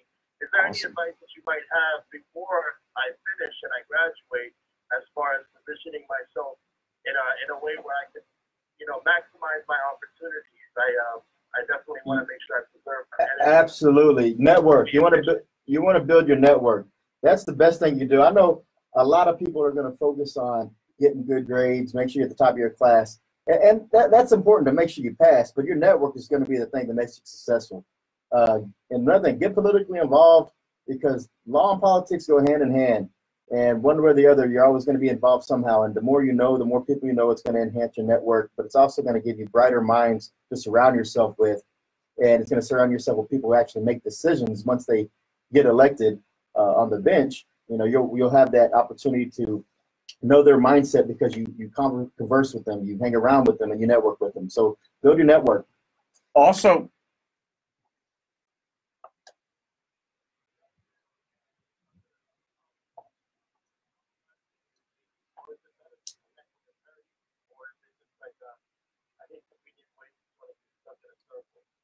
I would say both. You want to meet and talk with as many people as you can, because the non-attorneys will end up being your clients. The attorneys you'll end up dealing with, they'll be friends, they'll mentors, mentees, just people that you pick each other's mind. Because cool, man. Thank you. Don't forget your classmates too, because those are people you're going to continue to network with the rest of your career. And you don't know what they're going to do as they progress through their legal career, and you're going to touch base with them for years to come. And you talk about the network. One of my friends, I'm involved in Young Republicans across the country, and one of my network people, Matthew Gilson, just joined on my live feed. I got people in New Jersey, California, Omaha who referred. So just make sure you build that network and don't just stay local. Build your national network. So thanks for the call, Jim. Hey, so thank you. Hey, we have Ahmed. Hey, man, what's going down? Welcome to the Eric Dick Show. And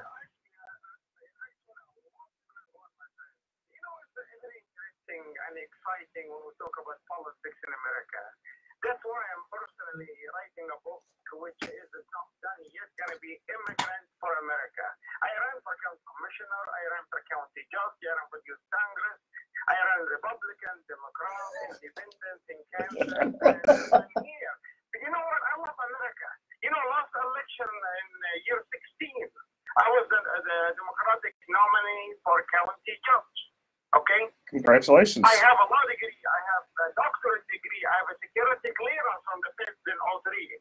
Wow. I'm highly educated. I'm a businessman. And guess what? Because the name Hassan always can beat me in the primary. But that's why I keep running. Because the people, they need to change their image. They love you as a lawyer, as a businessman, as a doctor, as whatever. But when it comes to election, they do not vote for a name, which is sad, because we all immigrants, but people don't realize that.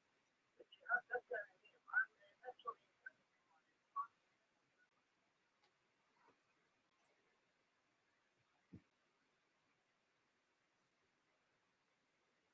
All right, thanks for the call, man. Thank you. We'll keep that in mind going forward. We have to make sure we just look past names, and we appreciate the call. We really do, man. And sometimes, thank you so much. And we're sorry, we're running out of time.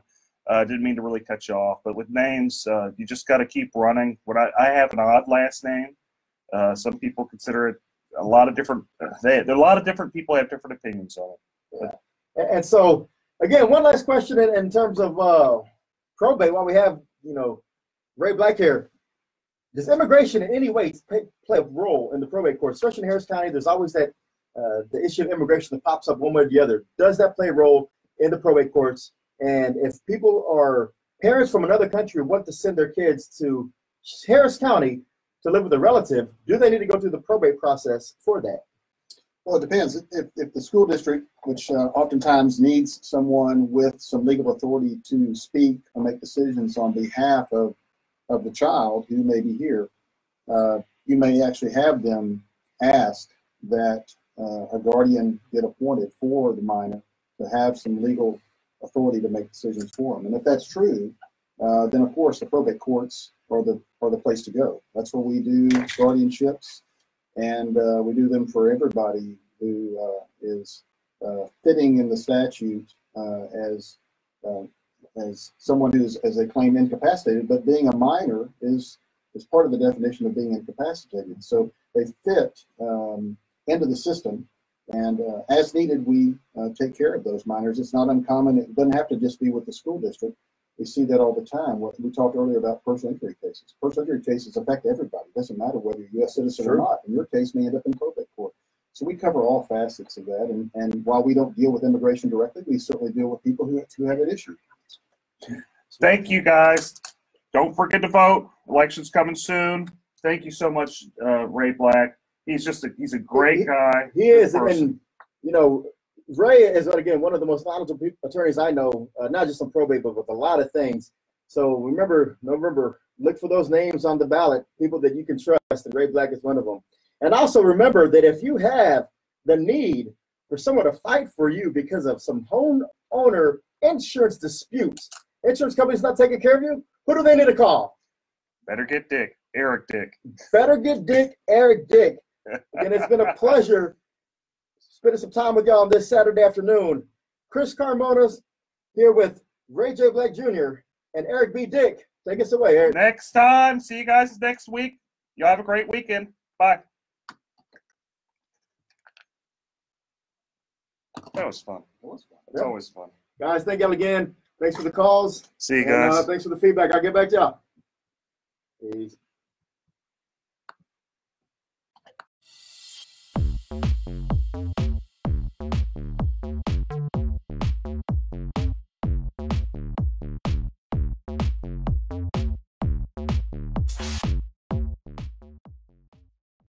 A Houston man tonight is taking on the city of Houston. He is suing, saying he has the constitutional right to feed the homeless this Thanksgiving and any other day that he chooses. Fox 26's Domely Keith is live at Houston City Hall with more details on this. Domely? Yeah, you may remember the charitable feeding ban went into effect a few years ago, making it illegal to feed the homeless. Well, Philip Paul Bryant says it shouldn't be against the law to give food to someone in need. He says it should be the other way around, a crime not to give. Of just trying to make sure a fellow human doesn't starve. It sounds simple enough. We aren't asking for anything else than to be able to give food to those that are less fortunate. Please let us do it. Houston City Council members say they passed the charitable feeding ban to ensure homeless people receive food prepared under health code regulations, and so those in need will turn to an organization to eat, so they will receive other resources, services, and shelter as well. Many of them take probably no more than 150 people. How many homeless are there? You cannot fit all the homeless into the shelters. We pursued this lawsuit because we felt the city was trying to disenfringe not only on the less fortunate, but also trying to discourage good people, good Samaritans from doing the right thing. It's Thanksgiving. It's the whole purpose of this holiday is to share food and eat. Let us practice our religion. Let us follow our faith.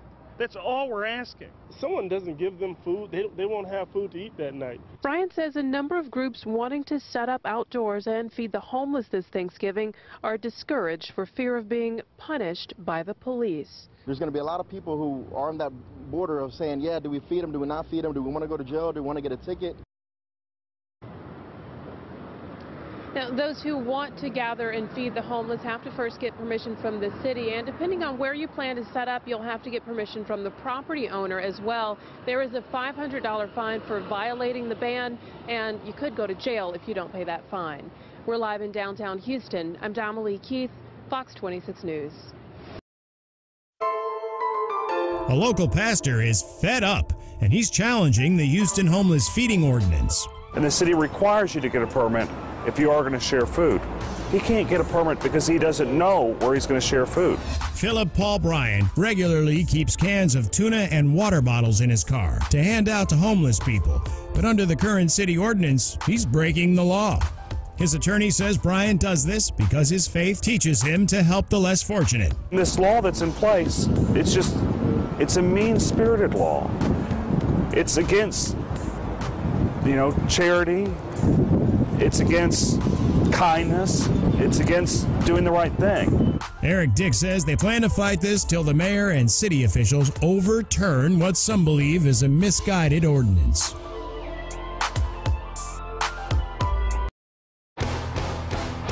A Houstonian claiming his religious freedom is being denied might soon see his lawsuit against the city dismissed. And it appeared that Judge Kyle Carter was thinking about dismissing the case, saying that Philip doesn't have standing.